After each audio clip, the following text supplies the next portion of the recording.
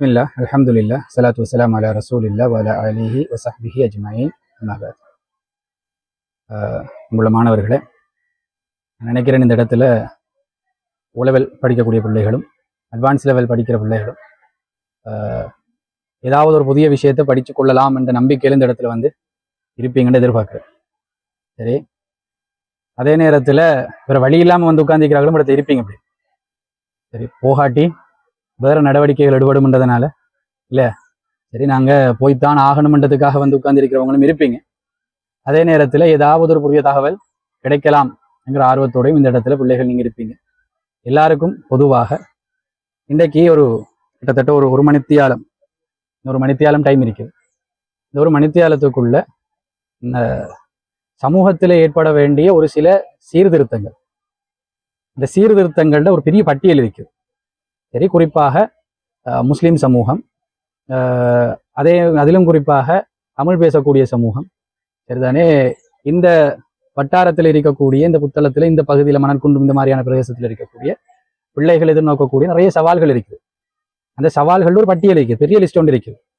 சரி, அதில் கல்வி இருக்குது, அதில் போதைப் பொருள் இருக்குது, சார் சொன்ன மாதிரி மரியாதை செலுத்துறதுக்கு நிறைய பிள்ளைகளுக்கு தெரியாது, ஒழுக்கம் சம்பந்தமான நிறைய இஷ்யூஸ் இருக்குது.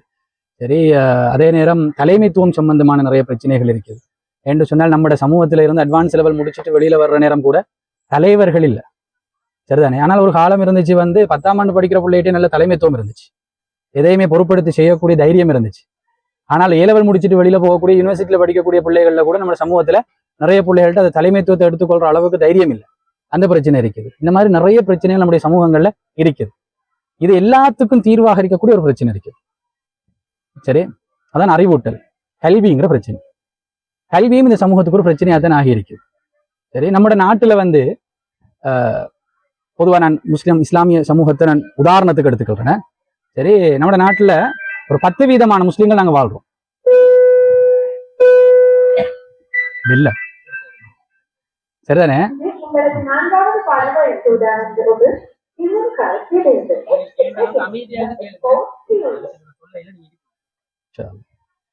சரியாமா, அப்ப நான் ஒரு 10% நாட்டுல வாழ்றோம். 70க்கும் அதிகமான வீதம், 75க்கும் அதிகமான வீதத்துல பெரும்பான்மை இனம் உண்டு இந்த நாட்டுல வாழ்ந்து கொண்டிருக்கு. சரி, கிட்டத்தட்ட 12-13 வீதத்துல சரி இந்து மக்கள், தமிழ் மக்கள் வாழக்கூடிய ஒரு சூழலும் இந்த நாட்டுல இருக்கு. அப்படி ஒரு 10% வாழக்கூடிய நாங்க எல்லாத்துலயும் 10% ரெப்ரசென்ட் பண்ணுவோம் பொதுவாக.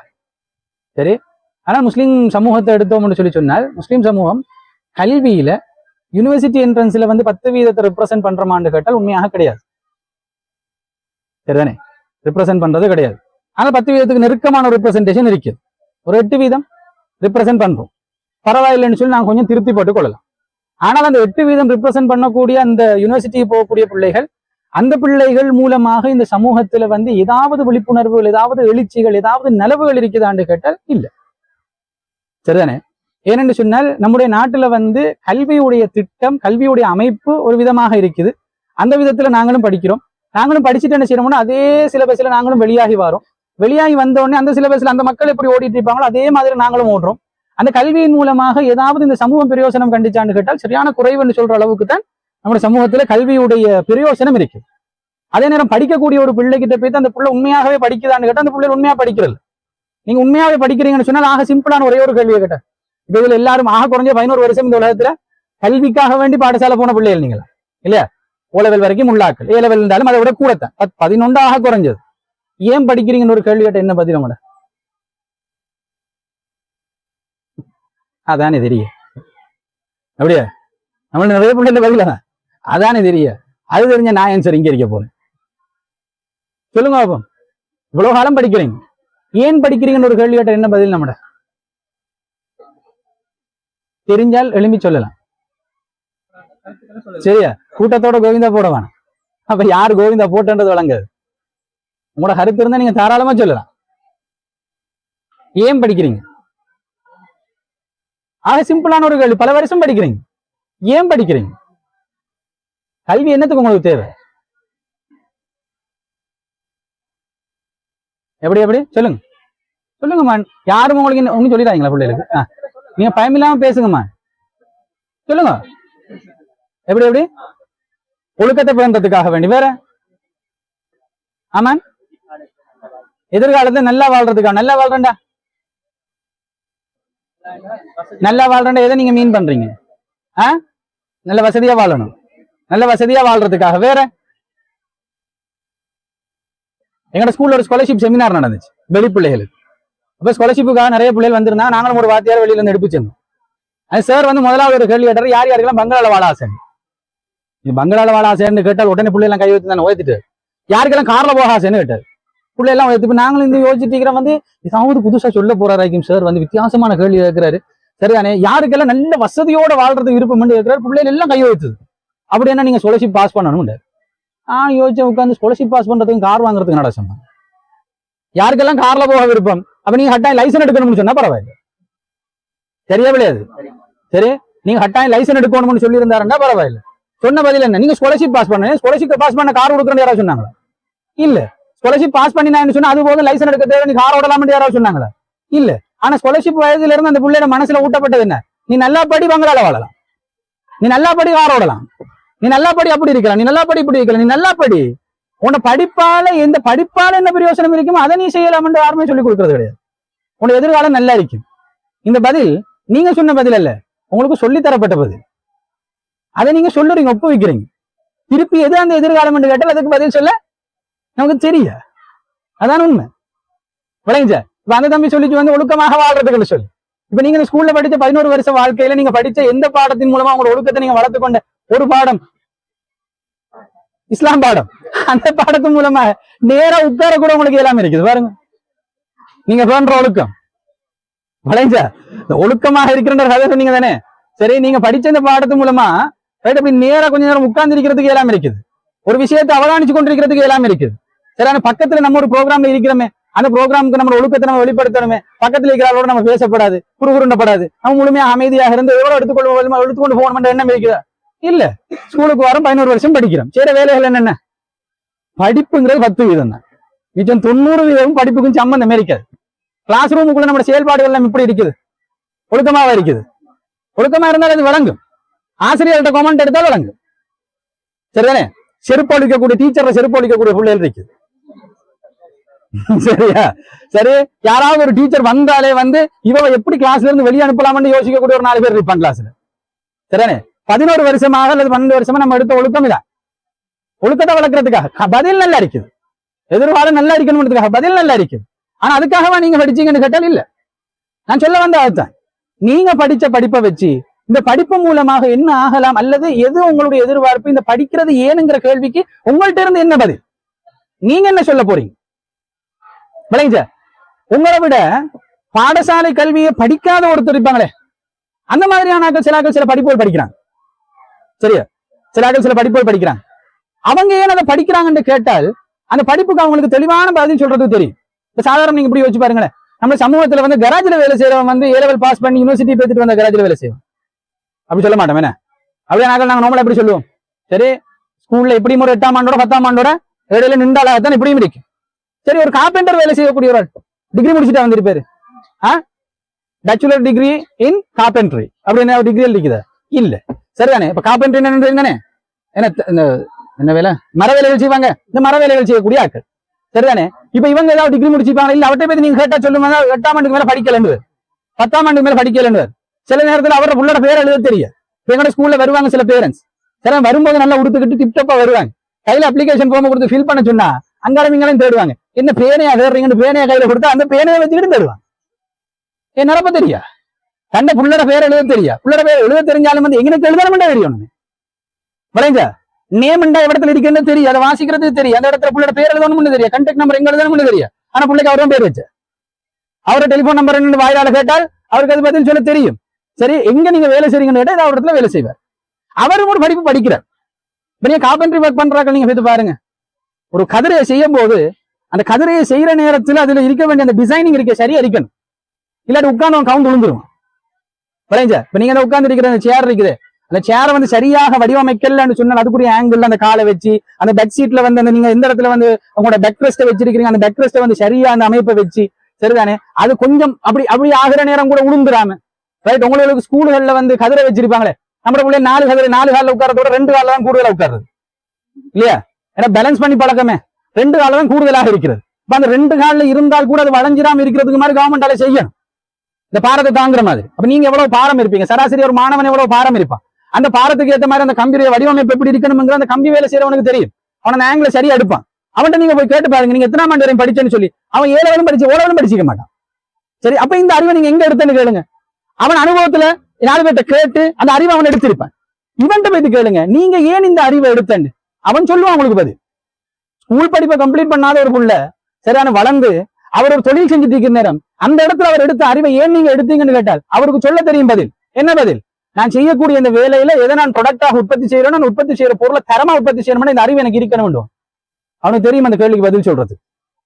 சரி, உங்களை நீங்க என்ன பாடம் படிக்கிறீங்கன்ற ஐடியாவும் இல்ல, ஏன் படிக்கிறோம்ன்ற ஐடியாவும் இல்ல. ஓஹே ஆனவன், அப்படித்தானே சிங்களத்துல சொல்லுவாங்க, ஓஹே ஆனவன். அது அர்த்தம் தெரியுமா அவளுக்கு? நிறைய பிள்ளைகள் சிங்களம் தெரியாதே.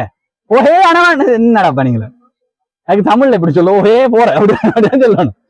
அப்படியே போற ரைட், எங்க போறேன்னு தெரியாம போறது. அல்ல குர்ஆன்ல நல்லா கேட்கிறேன்.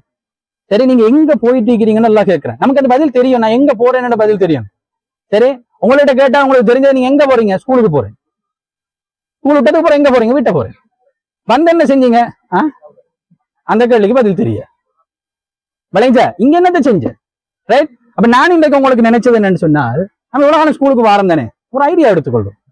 படிப்புங்கிறது என்னத்துக்கு தேவை, நமக்குன்ற ஒரு நல்ல கல்ச்சர் உருவாக்கி கொள்ளும் படிப்புல. சரிதானே, படிப்புங்கிறது இந்த உலகத்துல மிச்சம் முக்கியமான ஒரு விஷயம், மனுஷனுக்காக முக்கியமான ஒரு விஷயம். சரி, மனிதன் அல்லாஹ் தஆலா படைச்சு போட்டுட்டு, படைச்ச வரலாறு நமக்கு எல்லாரும் தெரியும் தானே. நமக்குன்ற ஒரு மறைவான கல்வி ஒன்று இருக்குது, எல்லாருக்கும் தெரிஞ்ச கல்வி, உங்களுக்கு எல்லாருக்கும் சின்ன வயசுல இருந்தே சொல்லிக் கொடுக்கப்பட்ட ஒரு மறைவான கல்வி, நம்ம நேரடியா பார்க்காத ஒரு கல்வி, இந்த உலகத்துல யாருமே கண்ணால காணாத ஒரு கல்வி. இந்த மனிதன் எப்படி படைக்கப்பட்டார், உங்களோட சயின்ஸ் நேரத்துல சொல்லும் மனிதனுங்கிற குரங்குல இருந்து வந்தான். அப்ப குரங்கு எங்க இருந்து வந்துச்சுன்னா, குரங்கு அதுக்கு முன்னால ஏதாவது ஒண்ணுல இருந்து வந்திருக்கு. அதுக்கு முன்னால அது எங்க இருந்து வந்துச்சுன்னா, அப்படியே போய் கடைசி ஆக்கி பாக்டீரியா ஒண்ணுல போய் நிப்பாட்டுவாங்க. ஆதியான பாக்டீரியா ஃபர்ஸ்ட் உருவாகினது பாக்டீரியா. அப்பதாங்க பாக்டீரியா எங்க உருவாயிச்சுன்னு கேட்டால், அது வளிமண்டலத்தில் இருக்கிற தூசு துணிக்கைகள் மாசம் என்னது, அதுல அந்த காலத்துல ஒரு வாயு மண்டலம் ஒன்று இருந்துச்சு. அந்த வாயு மண்டலத்துக்கு கிட்டத்தட்ட 8 வாயுக்கள் இருந்துச்சு. பெரிய மின்னல் ஒன்று அடிச்சதுல அந்த வாயுக்கள் எல்லாம் உண்டா சேர்ந்துட்டான். மழை பெய்யத்துல அது அப்படியே கழுவுப்பட்டு கீழே கொட்டிட்டான். சரியான அது தண்ணியில் அடிபட்டு போய் ஒரு இடத்துல சேர்ந்து அதுல இருக்கக்கூடிய அதுல சரியா அந்த வாயுக்களையும் சரியா கண்டுபிடிச்சு வச்சிருக்கிறான். சரி, என்னென்ன வாயுக்கள்ல என்னென்ன மூலகங்கள் இருக்கணுமோ அந்த மூலகங்கள் எல்லாம் வார மாதிரி வாயுக்கள் அமைச்சு, அந்த மூலகங்கள் மூலமாகத்தான் புரோட்டீன் உருவாகிச்சு, அதன் மூலமா தான் லிப்பிட் உருவாயிச்சு, அது மூலமா தான் கார்போஹைட்ரேட் உருவாயிச்சுன்னு சொல்லி அது எல்லாத்தையும் சரியா சீராக அமைச்சு அந்த கதையை வடிவமைச்சு கொண்டு ஆக்கி பாக்டீரியா உருவாகி, அந்த பாக்டீரியால இருந்து சைன பாக்டீரியா உருவாகி, அந்த பாக்டீரியா இருந்து அடுத்த பாக்டீரியா உருவாகி, அதுல இருந்து அப்படி ஆகி ஒரு கலை அங்கிகள் எல்லாம் சேர்ந்து பலகல அங்கிகளாக மாறி படிக்கிறதெல்லாம் இப்படி எல்லாம் ஆகி ஆகி ஆகி ஆகி இந்த ஆகிக்குது. இதெல்லாம் ஆகினது அப்படித்தானே. சரியா, ஒரு அறிஞர் கேட்டார், இந்த குரங்குல இருந்து மனுஷன் வந்தேன்னு சொன்னியே, சரியானே, நீ சொன்னது சரி, கடைசியா எப்ப அந்த குரங்குல இருந்து மனுஷன் வந்தது சொல்லாம விட்டுட்டீங்க. சரி, குரங்குல இருந்து மனுஷன் வந்திருந்தா ஒன்றோ இருக்கிற குரங்கெல்லாம் மனுஷனா மாறிக்கணும், அப்படித்தானே, இருக்கிற குரங்கெல்லாம் மனுஷனா மாறிக்கணும். இப்ப மனுஷன் மட்டும்தான் மிச்சம் இருக்கணும், குரங்கு இருக்கப்படாது. அப்படியே, ஆனா குரங்கும் இருக்குது. இல்ல அப்படியே எல்லாம் இல்ல, குரங்கு இருக்குது, மனுஷன் இருக்குது. சரி, குரங்குகள் பரிணாம வளர்ச்சி அடைஞ்சு கொண்டு இருக்குதுன்னு சொல்லி. சரி, அப்ப கடைசியாக மனுஷனா மாறின அந்த குரங்கு கொஞ்சம் காட்டு. பரிணாம வளர்ச்சி இன்றைக்கு நடக்கணும், நாளைக்கு நடக்கணும். நியூஸ்ல டெய்லி என்ன வரும், பிரேக்கிங் நியூஸ் வரணும். இன்று மணற்குண்டு பிரதேசத்தில் இருந்த ஒரு குரங்கு மனிதனாக மாறியது. நியூஸ் வரணுமா இல்லையா? வரணும். அப்பதானே அப்படி வந்தா தானே அது சரியா இருக்கும். ரைட், இன்றைக்கு மாறுது, நாளைக்கும் மாறுது, நாளைக்கும் மாறுது. ரைட், பாரு மாறிக்கிட்டு இருக்குதானே உரங்கள் எல்லாம் பரிணாம வளர்ச்சி அடையுது. அப்படி இல்ல, குரங்கு இருக்குது, மனுஷன் இருக்குது, நடுவுல ஒன்றையும் காணும். சரி, ஆனா மனுஷனுக்குள்ள தேடி வந்தா மனுஷ குரங்கு இருக்கு, அது வேற. இந்த குரங்கு சேட்டையில் உள்ள மனுஷ குரங்கு கொஞ்சம் இருக்கு, அது வேற விஷயம். இருக்குதா இல்ல? சரியோ இல்ல, நம்ம குரங்கு வந்துட்டு தெரியான்னு நினைச்சேன். சரி, அப்ப இந்த மாதிரி கேளுங்க. ஆனா நம்மகிட்ட ஒரு நம்பிக்கை இருக்கு. என்ன நம்பிக்கை? முதலாவது மனிதன் நல்லாதான் படைச்சான், தன்னை கையால படைச்சான். சரிதானே, படைச்சது மண்ணை கொண்டு. அந்த மண்ணை பத்தி ரசூல் ஸல்லல்லாஹு அலைஹி வஸல்லம் அவங்க சொல்ல போகக்குள்ள உலகத்துல ஒவ்வொரு பகுதியிலும் இருந்து மண் அள்ளினான். அதுல ஒரு சயின்ஸ் இருக்கு. தெரியும், ரசூலுல்லாஹ் சயின்ஸாக சொல்லல, நடந்த சம்பவத்தை தான் சொன்னாங்க. ரசூலுல்லாஹ்க்கு சயின்ஸ் தெரியாது. சரிதானே, ரசூலுல்லாஹ் நடந்த சம்பவத்தை சொன்னாங்க. ஒவ்வொரு இடத்துலயும் இருந்து மண் அள்ளப்பட்டுச்சு. இலங்கையில இருந்து மண் அள்ளப்பட்டுச்சு, ஜப்பான்ல இருந்து மண் அள்ளப்பட்டுச்சு, சைனால இருந்து மண் அள்ளப்பட்டுச்சு, அமெரிக்கால இருந்து மண் அள்ளப்பட்டுச்சு. உலகத்துல எல்லா பகுதியில இருந்து மண் அள்ளி தான் ஆதம் நபி அல்லாஹ் தஆலா செஞ்சார். சரிதானே, அதுக்கு குன்னென்றால் ஆகு ஃபயக்கூன், அவர் ஆகிட்டார், அவ்வளவுதான். வேற ஒன்றும் தேவையில்ல, அவர் ஆகிட்டார். இதை நாங்க நம்பிக்கை கொண்டிருக்கிறோம். ஆதம் நபி முதலாவது படிச்சுட்டு அல்லாஹ் செஞ்ச வேலை என்ன? வஅல்லம ஆதமல் அஸ்மா குல்லஹா, எல்லாத்துடைய பேரையும் ஆதம் நபிக்கு அல்லாஹு தாலா கற்றுக் கொடுத்தான். சரி, அப்ப மனிதனை படைச்சிட்டு எது மனிதனுக்கு தேவையோ அதெல்லாம் முதலாவது அந்த மனிதனுக்கு கொடுத்திருக்கணும். அல்லாஹு தாலா முதலாவது ஊட்டின விஷயம் அறிவுதான், கல்வியத்தான். வஅல்லம ஆதமல் அஸ்மா குல்லஹா, எல்லாத்துல பேரையும் அல்லாஹு தாலா சொல்லி கொடுத்தான். ஏன்னா அவர் உலகத்துக்கு எல்லாம் அனுப்பி வைக்க போறேன், அவருக்கு ஒன்றும் தெரிய. சரி, அவர் அந்த மரத்துல சாப்பிட்டது தெரியும் தானே உங்களுக்கு? ஆதம் நபி போய்த்து மரத்துல எடுத்து சாப்பிட்டாங்களா இல்லையா? மரத்துல இருந்து சாப்பிட்டதன் பின்னால சரிதான் அல்லாஹு தாலா இங்க இருந்து போயிருங்கன்னா, இப்ப மரத்துல இருந்து சாப்பிட்டு எல்லாம் சாப்பிட வேணும்னு சொன்னா சாப்பிட்டாங்க. இப்ப இந்த இடத்துல என்ன நடக்கும், என்ன எப்படி நடந்து கொள்ளணும்னு ஆதம் நபிக்கு தெரியும், சீரியஸா தெரியும். சரி, இப்ப உங்களுக்கு இப்ப நீங்க நான் சொல்றேன் வந்து சம்பி அவர்கிட்ட போவானு, நீங்க தவறி போயிட்டீங்க, நீங்க வேணும்னு போல தவறி போய்த்துட்டாரு சரிதானே? இப்ப அவருக்கு எந்த விஷயத்துல என்ன செய்யணும்னு தெரியுமா தெரியாது? தெரியாது. ராங் நம்பர் ஆகிக்கும், தெரியுமா தெரியாது? நான் ஒரு விஷயத்தை செய்ய வேணான்றேன், நீங்க செஞ்சிட்டீங்க சரிதானே? தவறித்தான் நீங்க வேணும்னு செய்யல, தவறி செஞ்சிட்டீங்க. எனக்கும் உங்களுக்கு மட்டும் என்ன கணக்கு? இப்ப நீங்க என்ன செய்வீங்க? எனக்கு மன்னிப்பு கேட்பீங்க சரிதானே? அந்த மன்னிப்பு கேட்கணும்ங்கிற விஷயம் கூட யாருக்கு தெரியும்? ஆதம் நபி தெரியும். ஆதம் நபி இப்படி நிக்கிறாங்க, என்ன செய்யணும்னு தெரியும். அல்லாஹ் தஆலா கற்றுக் கொடுத்தான் சில வார்த்தைகளை. சரி, ரப்பனா ஸலம்னா அன்ஃபுஸனா வ இல்லம் தக்ஃபிர் லனா வ தர்ஹம்னா லனகூனன்ன மினல் காசிரீன்ங்கிற அந்த வார்த்தையை அல்லாஹ் கற்றுக் கொடுத்தான். ஃபதலக்க ஆதம கலிமாத்தின் மிர் ரப்பி, ரப்பிடத்திலிருந்து சில வார்த்தைகளை யார் கற்றுக்கொண்டா? ஆதம் நபி கற்றுக்கொண்டு அந்த வார்த்தைகள் அல்லாஹ்விடத்துல சொல்லி ஃபதாப அலைஹி, அல்லாஹ் தஆலா அவரை மன்னித்து விட்டான். சரியோ? அப்ப அவருக்கு அந்த வார்த்தை மன்னிப்பு கேட்கவும் தெரிய, அல்லாஹ் ஒன்று ஒன்றா சொல்லி கொடுக்குறான். அப்ப முதலாவது ஆதம் நபியை படிச்சுட்டு தொழுன்னு சொல்லல, தொழுன்னு சொல்றாங்க, எப்படி தொழுற பிரச்சனை இருக்கு? அப்ப எப்படி தானே நினைப்பாரு ஆதம் நபிக்கு? தொழுன்னு சொல்லி நேரடியா தொழுங்கன்னு சொல்லி இருந்தா கூட ஆதம் நபிக்கு எப்படி தொழணும்னு தெரியும். நீங்க இந்த இபாதத்தை செய்யுங்க, எப்படி செய்யணும்னு தெரியும். ஃப்ரெஷ்ஷா படைக்கப்பட்ட ஆளவங்க சரி, என்ன செய்யணும்னு தெரியும், சொல்லி கொடுக்கணும். எப்படி நீங்க பிறக்கிற நேரத்துல உங்களுக்கு ஒன்றும் தெரியாதோ, வளர்ற நேரத்துல கொஞ்சம் கொஞ்சமா ஒவ்வொன்றையும் படிச்சீங்களோ, அந்த படிச்சதன் பின்னால் ஒன்றுடைய உங்களோட வாழ்க்கையில் நீங்க நடைமுறைப்படுத்துறீங்களோ, அதே மாதிரி தான் ஆதம் நபியும் இருந்தாங்க. அந்த ஆதம் நபிக்கு அல்லாஹ் தஆலா முதல்ல செலக்ட் பண்ண விஷயம் தானே என்ன? கல்விங்கிறது. சரி, உங்களோட பேரண்ட்ஸும் இன்றைக்கு நீங்க இந்த இடத்துல வந்து நிக்கிறதுக்கு, ஒரு இடத்துல நீங்க ஸ்கூலுக்கு வாரத்துக்கு முன்னால உங்களோட பேரண்ட்ஸோட நீங்க வாழ்ந்தீங்களா இல்லையா? அங்க நீங்க ஒவ்வொரு விஷயமாக படிச்சீங்களா இல்லையா? தெரிஞ்சு கொண்டீங்களா இல்லையா? இதுதான் அந்த அறிவு. அறிவுங்கிறது உலகத்துல வாழ்றதுக்கா? எப்படி வாழ்றதுக்கு? சரியா வாழ்றதுக்கு. வேற எதுக்கு நாங்க இந்த உலகத்துல படிக்கிறது இல்ல. படிப்புங்கிறது சரியா வாழ்றதுக்கு, சரியான முடிவுகள் எடுக்கிறதுக்கு, சரியான பிரச்சனைகளை வந்து சரியாக இனம் கண்டு கொள்றது, இது என்னங்கிறத தெரிஞ்சு கொள்றது சரிதானே? திடீரென்று ஒரு மரம் கீழே விழுந்துச்சு, ரைட்? ஓடி போய் இப்படி பார்த்து போட்டுட்டு எவன் கட்டினான்னு யோசிச்சாலும் பிள்ளை. ஒருத்தர் மேல நின்று கொண்டு மரம் கீழே விழுந்துச்சு, என்னோட மழையை பெய்யல மின்னோட சிக்கல விழுந்துட்டான்னு சொன்னாலும் அதுவும் பிள்ளை. சரி, ஒரு பிரச்சனை ஒன்று நடந்துட்டுன்னு சொல்லி சொன்னால் அது ஏன் நடந்திருக்குங்கிறத சரியான முறையில சிந்திக்கிற அளவுக்கு உங்களுக்கு ஒரு வழிகாட்டல் தேவை. அது தாரதுதான் அறிவு, அதுதான் கல்வி. அந்த கல்வியைத்தான் நீங்க இந்த ஸ்கூல்ல படிக்கிறதுக்காக வேண்டி வாரீங்க. ஆனா நம்மள அதிகமானவங்களுக்கு ஏன் வாரமுண்டே தெரியும். இந்த கல்வி அதனுடைய முறையில நம்ம கற்றோமாக இருந்தால் கல்வி நல்லா இருக்கு. நிறைய பிள்ளைகளுக்கு படிக்கிறதுக்கு விருப்பம் இல்லை. ஏன் படிக்கிறதுக்கு விருப்பம் இல்லை என்று கேட்டால், இந்த புத்தகத்தை காட்டி இது எனக்கு படிக்க விருப்பம் இல்லைன்னு சொல்றேன். கிட்டத்துல நான் ஒருத்தரை சந்திச்சேன் சரியா? அவர் கடைசியாக ஒரு பைலட் ஆகிறதுக்கான ஒரு எக்ஸாம் ஒன்று கம்ப்ளீட் பண்ணிட்டு, அந்த கோர்ஸை கம்ப்ளீட் பண்ணி போட்டுட்டு எக்ஸாம் எழுதி போட்டுட்டு அமெரிக்கால இருந்து நாட்டுக்கு வந்திருக்கேன். கிட்டத்துல சந்திச்சு காய்ச்சிட்டு போக ஆள் என்கிட்ட சொல்லுது வந்து, சரி நான் படிக்கிற காலத்துல எல்லாம் ஜஸ்ட் பாஸ் தான், எல்லாம் 35 தான். சரி, என் எவரேஜ் எடுத்த 35, 36, 40, 50 தாண்டினா பெரிய விஷயம். ஓ லெவல் வரைக்குமே ஜஸ்ட் பாஸ் தான். சரி, அட்வான்ஸ் லெவல் கூட அவருக்கு அவர் எதிர்பார்த்த அளவுக்கு நல்ல ரிசல்ட்ஸ் ஒன்று வரல, ஆனா ஜஸ்ட் பாஸ். அவர் அந்த ஜஸ்ட் பாஸ்ங்கிற அந்த குவாலிஃபிகேஷனை எடுத்துக்கொண்டு அதுக்கு மேல படிக்க போற.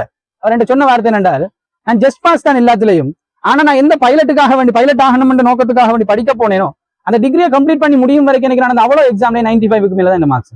எங்க இருந்து வந்த டேலண்ட்? வானத்தால இறங்கிச்சா? ஜஸ்ட் பாஸ் தானே அவரு, எல்லாத்துலயும் ஜஸ்ட் பாஸ், எல்லாத்துலயும் அப்ப கொஞ்சம் கொஞ்சமாக அவர்தான் பாஸ் பண்ணிடுவோம், பாஸ் பண்ணினால்தான் விளங்கிச்சா? என்னட்ட ஒரு மாணவன் வந்தான்.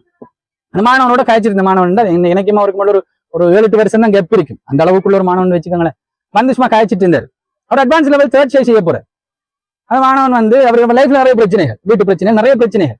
அந்த பிரச்சனைகள் எல்லாம் சால்வ் பண்ணியும் சால்வ் பண்ணாம ஒரு சிச்சுவேஷன்ல ஆள் வந்து சந்திக்கிறதுக்காக வந்து சும்மா காய்ச்சிட்டு எப்போ ஒரு பிரச்சனைகளை சொன்னார். நான் என்ன செய்யறேன்னு யோசிக்கிறேன், அட்வான்ஸ் லெவல் செய்யணும், பயோ சயின்ஸ் செய்யணும், 3rd செய்ய போறேன். இன்னொரு அட்டெம்ப்ட் இல்ல, கடைசி அட்டெம்ப்ட் ஒரு பாடம் தெரியும் இல்ல, ஆளுக்கு சான்ஸ் இல்லாம போயிடுச்சு. ஆனால் அவர் சொல்ற வார்த்தை என்னடா, எனக்கு சயின்ஸ் சரியான விருப்பம், சயின்ஸ் விருப்பம், எனக்கு சில பாடங்கள் சரியான விருப்பம், ஆனா எனக்கு இந்த ஏலவலை செஞ்சு கொள்ள இல்லாம இருக்கு. ரைட், ஓகே, பிரச்சனை இல்லை, யோசிக்காதீங்கன்னு சொல்லி போட்டு அந்த பிள்ளைகிட்ட நான் சொன்னது வந்து, நீ யூனிவர்சிட்டிக்கு என்டர் பண்ற அளவுக்கு ரிசர்ச் எடு, அவ்வளவு போதும். நீ பெரிய டார்கெட் பண்ண, நீ மெடிசின் போகணும்னு நீ நினைக்காது, யூனிவர்சிட்டி என்டர் பண்ணணும், ஒரு பிஎஸ்சி கிடைக்கிற அளவுக்கு ட்ரை பண்ணு. சரிதானே? ஒரு முயற்சி எடுத்தேன், கிட்டத்தட்ட 3 மாசம் முயற்சி எடுத்தேன்.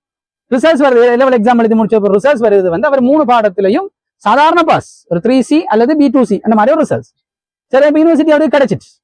என்ன கிடைச்சேன்னு சொல்லி சொன்னால் அவருக்கு வந்து சயின்ஸ் ஃபேக்கல்ட்டி கிடைக்குது, பிஎஸ்சி செய்யறது கிடைக்குது, பயோசயின்ஸ். பயோசயின்ஸுக்கு என்டர் பண்றாரு. அங்க அவர் செலக்ட் பண்றாரு வந்து மைக்ரோபயாலஜி, சரிதானே, கெமிஸ்ட்ரி, பயோகெமிஸ்ட்ரி 3 பாடத்தை செலக்ட் பண்றாரு. செலக்ட் பண்ண அவர் யூனிவர்சிட்டி போறதுக்கு முன்னால் என்ன சந்திச்சேன், நான் சொன்னது ஏ லெவல் நீ எப்படி படிச்சு அதே மாதிரி யூனிவர்சிட்டி மீது படி, உனக்கு விருப்பமான பாடம் இப்ப கிடைச்சிருக்கு, ஆளு கெமிஸ்ட்ரி சரியான விருப்பம், உனக்கு விருப்பமான பாடம் தான் கிடைச்சிருக்கு, அதுல டாப் பண்ணி போன்னு சொல்லி போறாரு. அங்க போனால் அவர் ஓ லெவல்ல படிச்ச ஹிஸ்டரியே காணல, சரியா? அவர் ஓ லெவல்ல படிச்ச தமிழ் பாடத்தை காணல, அவர் ஓ லெவல் படிச்ச இங்கிலீஷ் கிராமர் எல்லாம் இல்ல, சரிதானே? விரும்பியோ விரும்பாமல படிக்கிற பிரச்சனை ஒண்ணு இல்ல, விருப்பமானதான் படிக்க போறேன். இவர் என்ன செய்யறாருன்னு சொன்னால் அந்த பாடத்துல மாஸ்டர் பண்றார். எந்த அளவுக்கு சொல்லி சொன்னால் அவர் ஃபர்ஸ்ட் இயர்ல வந்து நல்ல அங்க வந்து ஜிபிஏன்னு சொல்லுவாங்க, யூனிவர்சிட்டி போனால் நீங்க சில காணுவீங்க ஜிபிஏன்னு சொல்லுவாங்க, கிரேட் பாயிண்ட் அவரேஜ்னு சொல்லி, சரிதானே? அந்த ஜிபிஏ தருவாங்க, ஜிபிஏ ஒவ்வொரு பாடத்துக்கும் ஜிபிஏ பாயிண்ட் ஒன்று தருவாங்க, அந்த பாயிண்ட்ஸ் எடுத்துக்கிட்டு போகணும். அந்த பாயிண்ட்ஸ் வந்து 4க்கு மேல இருந்தா சில யூனிவர்சிட்டியில ஃபர்ஸ்ட் கிளாஸ் தருவாங்க. இவர தொடர்ந்து 4க்கு மேல, ஃபர்ஸ்ட் இயர்ல 4க்கு மேல, செகண்ட் இயர்ல 4க்கு மேல, தேர்ட் இயர் ஸ்பெஷல் செலக்ட் பண்றாரு கெமிஸ்ட்ரி. அப்ப அவர் 3 பாடத்தை செலக்ட் பண்ணதுல இருந்தும் இன்னும் ஒரு பாடத்துக்குள்ள அவர் உள்ளுக்கு நுழைஞ்சிட்டார். உள்ளுக்கு நுழைஞ்சு அதை படிக்கிறார். படிச்சால் அதுலயும் ஃபர்ஸ்ட் கிளாஸ்ல பாஸ் பண்ணி அந்த டிகிரியை ஃபர்ஸ்ட் கிளாஸ்ல முடிச்சுட்டு அதே யூனிவர்சிட்டியில ஒரு வருஷம் டெமான்ஸ்ட்ரேட்டரா இருக்கிறார். முடிச்சதுக்கு போறோம் அவருக்கு என்ன கிடைக்குதுன்னு சொன்னால் யூனிவர்சிட்டி லெக்சரர் ரெக்கமெண்டேஷன் கிடைக்குது, எடுத்துக்கொண்டு போறாரு பிரான்ஸுக்கு. சரி, என்னத்துக்கு போறாரு என்றால் அவரோட மாஸ்டர்ஸையும் எம்எஸ்சியையும் பிஹெச்டி டாக்டரேட்டையும் கம்ப்ளீட் பண்றதுக்காக வேண்டி போறாரு. முடிச்சிட்டு வந்து இப்ப ஈஸ்டர்ன் யூனிவர்சிட்டியில லெக்சரரா இருக்கிறார். சரியோ, இதனைக்கும் ஜஸ்ட் பாஸ். சரி, ஏன்னா நீங்க விரும்புற ஒரு கல்வி இருக்குது, அந்த 95க்கு மேல மார்க்ஸ் எடுத்த புள்ள விரும்பின கல்வி அது. ஆனா அந்த விரும்பிய கல்வியை வந்து அடையணும் மட்டும் விரும்பாத சில பாடங்களை படிச்சுதானே ஆகும், வேற வழி இல்லை. நீங்க விரும்பாமலோ அந்த விரும்பாத பாடத்தை படிச்சுதான் ஆகும். நீங்க அந்த விரும்பாத பாடத்தை இக்னோர் பண்ணிட்டு நீங்க படிப்பையே கழிச்சு விடுவீங்களாக இருந்தால் நீங்க விருப்பமான சில கல்விகள் உங்களுக்கு அதுக்கு மேல இருக்குது, அந்த இடத்துக்கு உங்களை போறதுக்கு விட மாட்டாங்க. சரியோ, அதனால விரும்பினோ விரும்பலையோ நீங்க இது எல்லாத்தையும் படிச்சுதான் ஆகணும். உன நோக்கம் ஒன்று இருக்கும், நீங்க அந்த இடத்தை அடையணும் இருக்கும், அடையலாம், இன்ஷா அல்லாஹ் தாராளமா அடையலாம். சரி, ஒரு பொடி எனக்கு அவனுக்கு இன்ஜினியரிங் சரியான விருப்பம், ஆனா அவனுக்கு வந்து கெமிஸ்ட்ரி விருப்பம் இல்லை. சரி, அவனுக்கு மற்ற பாடங்கள் சரியா ஓடுது, ஆனா இன்ஜினியரிங் செய்யணும்னு ஆசை இருக்குது. ரைட், ஏலவல் செய்யறாரு, ஒரு பாடம் ஃபெயில். அவன் வாப்பட்ட கொஞ்சம் காசு இருக்குது, அவர் என்ன செய்யறாரு, பிரைவேட் யூனிவர்சிட்டி ஒன்ல அப்ளை பண்ணி இன்ஜினியரிங் செஞ்சு அந்த பெட்சிலே வந்து அன்பிரேக்கபிள் ஒரு அச்சீவ்மெண்ட் வந்து அவர் வைக்கிறார். இதுக்கு பிரேக் பண்ண கஷ்டம்ங்கிற அளவுக்கு ஒரு அச்சீவ்மெண்ட். சரிதானே? இன்ஜினியரிங்ல அவர் கோர்ஸை கம்ப்ளீட் பண்ணிட்டு போட்டு அவர் திரும்பி பார்த்தால் அவர் வந்து சாதாரணமாக 3 பாடமும் நல்ல ரிசர்ச் எடுத்து போட்டு வந்த பிள்ளைகளை எல்லாம் தாண்டி மேல ஒரு ரிசர்ச்ல ஹார்ட் ரிசர்ச்சை கொண்டு போய் வச்சு அவர் ஒரு பெட் ஸ்டாப்பர் மட்டும் இல்ல, அன்பிரேக்கபிள் என்று சொல்ற அளவுக்கு அவர் இதை கொண்டு போய் வைக்கிறார். சரி, அவர் பிடிச்ச கல்வி அங்க இருந்திருக்குது, இங்க இல்லாமல் இருந்திருக்கு. ஆனா இதை முடிக்காம அது கிடைக்காது. இங்க இருந்து எதையாவது நீங்க எடுத்துக்கொண்டுதான் போகணும். விளைஞ்ச அப்ப பிடிச்ச விஷயங்கள்ன்றதை நீங்க தேடி தேடி படிக்கலாம். ஒரு சிலர் இருக்கிறாங்க வந்து உலகத்துல கின்னஸ் சாதனை படைச்சவங்க, புதிய புதிய விஷயங்களை கண்டுபிடிச்சவங்க, அவங்க சில நேரம் ஸ்கூல் பக்கமே போனதில்லை. சரிதானே? இப்ப அறிவுங்கிறத வந்து ஜென்ரலா பாருங்க, புத்தகமா பார்க்காதீங்க. ஒரு ஜென்ரலான ஒரு ஐடியாவை எடுங்க. உங்களுக்கு ஏன் அதை எடுக்க இயலாம இருக்குது என்றால் நாங்க கொஞ்சம் கல்ச்சரை மாத்திக்கிட்டோம், அதான் பிரச்சனை. அதை மாத்திட்டோம்னு சொல்லி சொன்னா ஜென்ரலா எடுத்துலாம். சொல்ல வரது உங்களுக்கு விளங்கும்னு நினைக்கிறேன். சரி, இன்னைக்கு உங்களுக்கு எப்படி அறிவு என்றால் உடனே காட்டப்படுறது? உங்கள்கிட்ட இருக்கிற ஓலவெலுக்கு 9 வார புத்தகம் தான் கண்ணுக்கு முன்னால வருது. படிப்பு என்றால் உங்களோட ஸ்கூல் பேக் தான் உங்களுக்கு படிப்பு. அதை தாண்டி ஏதாவது உம்மாண்டு அதே கூட அதுல இருக்கிறதே தலைவிக்கிற அளவுக்கு இருக்குது. இதுல இன்னும் கொஞ்சம் கூடுதலாக வானான்றுவான். எங்களோட ஸ்கூல்லையும் பிள்ளைகள் இருக்குது, கொஞ்சம் எக்ஸ்ட்ரா ரீட் பண்ணுங்க. சரி, இருக்கிறதே ரீட் பண்றதுக்கு டைம் இல்ல, இதுல எக்ஸ்ட்ராவா ரீட் பண்ணணும் வைப்பாங்க. கொஞ்சம் கூடுதலா எக்ஸாம்ஸ் அட்டன் பண்ணுங்க, இருக்கிற எக்ஸாம்லேயே மார்க்ஸ் வரல, எக்ஸாம் இன்னும் கொஞ்சம் கூடுதல் அட்டன் பண்ணாங்க, என்ன செய்ய போறோம்னு கேட்கறான் புள்ள. விளங்கிச்சா? நீங்க நினைக்கிறீங்க வந்து கல்வி இந்த படிப்புன்னா உடனே உங்களோட பேக் குளிக்கிற புத்தகம் அதுல இருந்து முதலாவது வெளியில வாங்க. அதுல இருந்து நீங்க வெளியில வாரத்துக்காக வேண்டி ஒரு குர்ஆன் வசனத்தை சொல்லித்தார். வாழ்நாள் முழுக்க மறந்துடுவாங்க இந்த வசனத்தை. சரியா? நீங்க எதுக்குள்ள இருந்து வெளியில வாரத்துக்கு இந்த புத்தக மூடையில இருந்து நீங்க வெளியில வாரது, கல்வியை ரசிச்சு படிக்கிறது. கல்விங்கிற உங்களோட பேகுக்குள்ள இருக்கிற அந்த பாட புத்தகம் இருக்குதே, இந்த பாட புத்தகத்துக்கு நீங்க எப்ப போகணுங்கிறத நான் சொல்லித்தார். சரியானே? அந்த பாட புத்தகத்துக்கு நீங்க அப்ப போவீங்களாக இருந்தால் அந்த பாட புத்தகம் உங்களுக்கு சுமையாக இருக்காது. இப்ப அது ஒரு சுமை. நீங்க சும்மா யோசிச்சு பாருங்க மேன், சில பிள்ளை ஸ்கூலுக்கு வரப்போ போல அந்த பேகை தூக்கி போட போக்குள்ளேயே சரியான பாரமா இருக்கு. இந்த பாரத்தை உணராத பிள்ளைகள் எத்தனை பேர் கையெழுத்துங்க. என்ன பேக் வந்து அவ்வளவு பாரத்தை நான் உணர்றல, எல்லா புத்தகத்தையும் போட்டதுக்கு போறேன். டைம் டேபிள் சில ஒன்று புத்தகமே உண்டாறல. சரி எந்த பேக்னா பாரமே இல்லை, ஏடா நான் வெறும் பேக்கை தான் தூக்கிட்டு வரேன். என்ன பேக்ல வைக்கிற ஒரே ஒரு பாரம் இந்த சாப்பாட்டு பாக்ஸும் தண்ணி தான். சரிதானே? இந்த புத்தகம் இந்த பேக்கை பத்தி நான் பேசல. உங்களோட பாட புத்தகங்கள் எல்லாத்தையும் நீங்க சுமக்க போக அவ்வளோத்தையும் தூக்கி உங்களோட தோல்ல போட போகலாம், பாரத்தை உணர்றதே இல்லைன்றாங்க கையெழுத்துங்க. யாராவது தெரியுமில்ல முதுகு வலி. சரி அன்னைக்கு ஒரு புள்ளோட வீடியோ போடுறாங்க, இப்படி தூக்கிட்டு போகுது பாவம் அந்த புள்ள. சரிதான், ஆகுனா 2ஆம் ஆண்டு 3ஆம் ஆண்டு தான் படிக்கும், அதுக்கு தூக்கி கொள்ளையில இப்படியே கொண்டு போகுது, இப்படியே கொண்டு போகுது, அரைச்சி அரைச்சி அரைச்சி எடுத்துக்கிட்டு போகுது. பாவம், நீங்களும் அப்படி பாவப்பட்ட பிள்ளைகள் தான். சரிதானே? இன்னும் தூக்கிட்டு போறீங்க. சரி, ஆனா சில பிள்ளைகள் இருக்குது, நான் கண்டிருக்கிறேன், நாங்க ஸ்கூல் நடத்துறதுனால சொல்றேன், சில பிள்ளைகள் இருக்குது இன்னைக்கு பாடம் இருக்கிற பாடம் இருக்குது. இந்த 9 பாடத்துல வந்து பீரியட்ஸ் இல்லாத பாடங்களும் இருக்குமா இல்லையா? இருக்கிற பாடத்தோட சேர்த்து இல்லாத பாடத்தையும் சேர்த்து பேக்ல தூக்கி கொண்டு சிரிச்சுக்கிட்டே போகுங்க.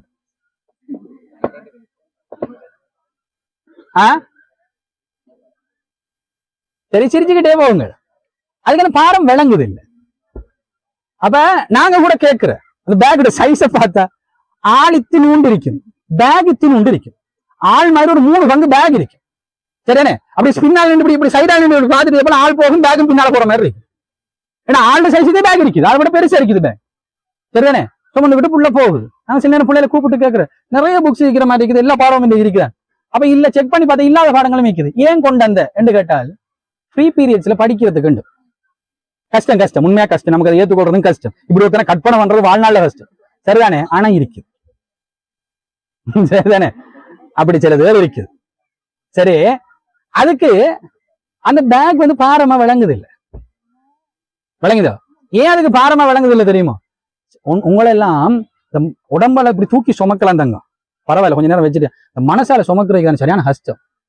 சரி, அந்த மனசால சுமக்கிறத வந்து உங்களோட ஒவ்வொரு விஷயத்தையும் வந்து செதுக்கி செதுக்கி செதுக்கி உங்களோட ஒவ்வொரு விஷயத்திலையும் நீங்க நல்லா வரணும், நீங்க இதாகிறணும், நீங்க மேல வந்துடணும்ன்ற நினைப்போட உங்களோட ஒரு பாரமாக இல்லாம மனசுல ஏந்தி கொண்டிருக்கக்கூடிய பேரண்ட்ஸ் இருக்கிறாங்க.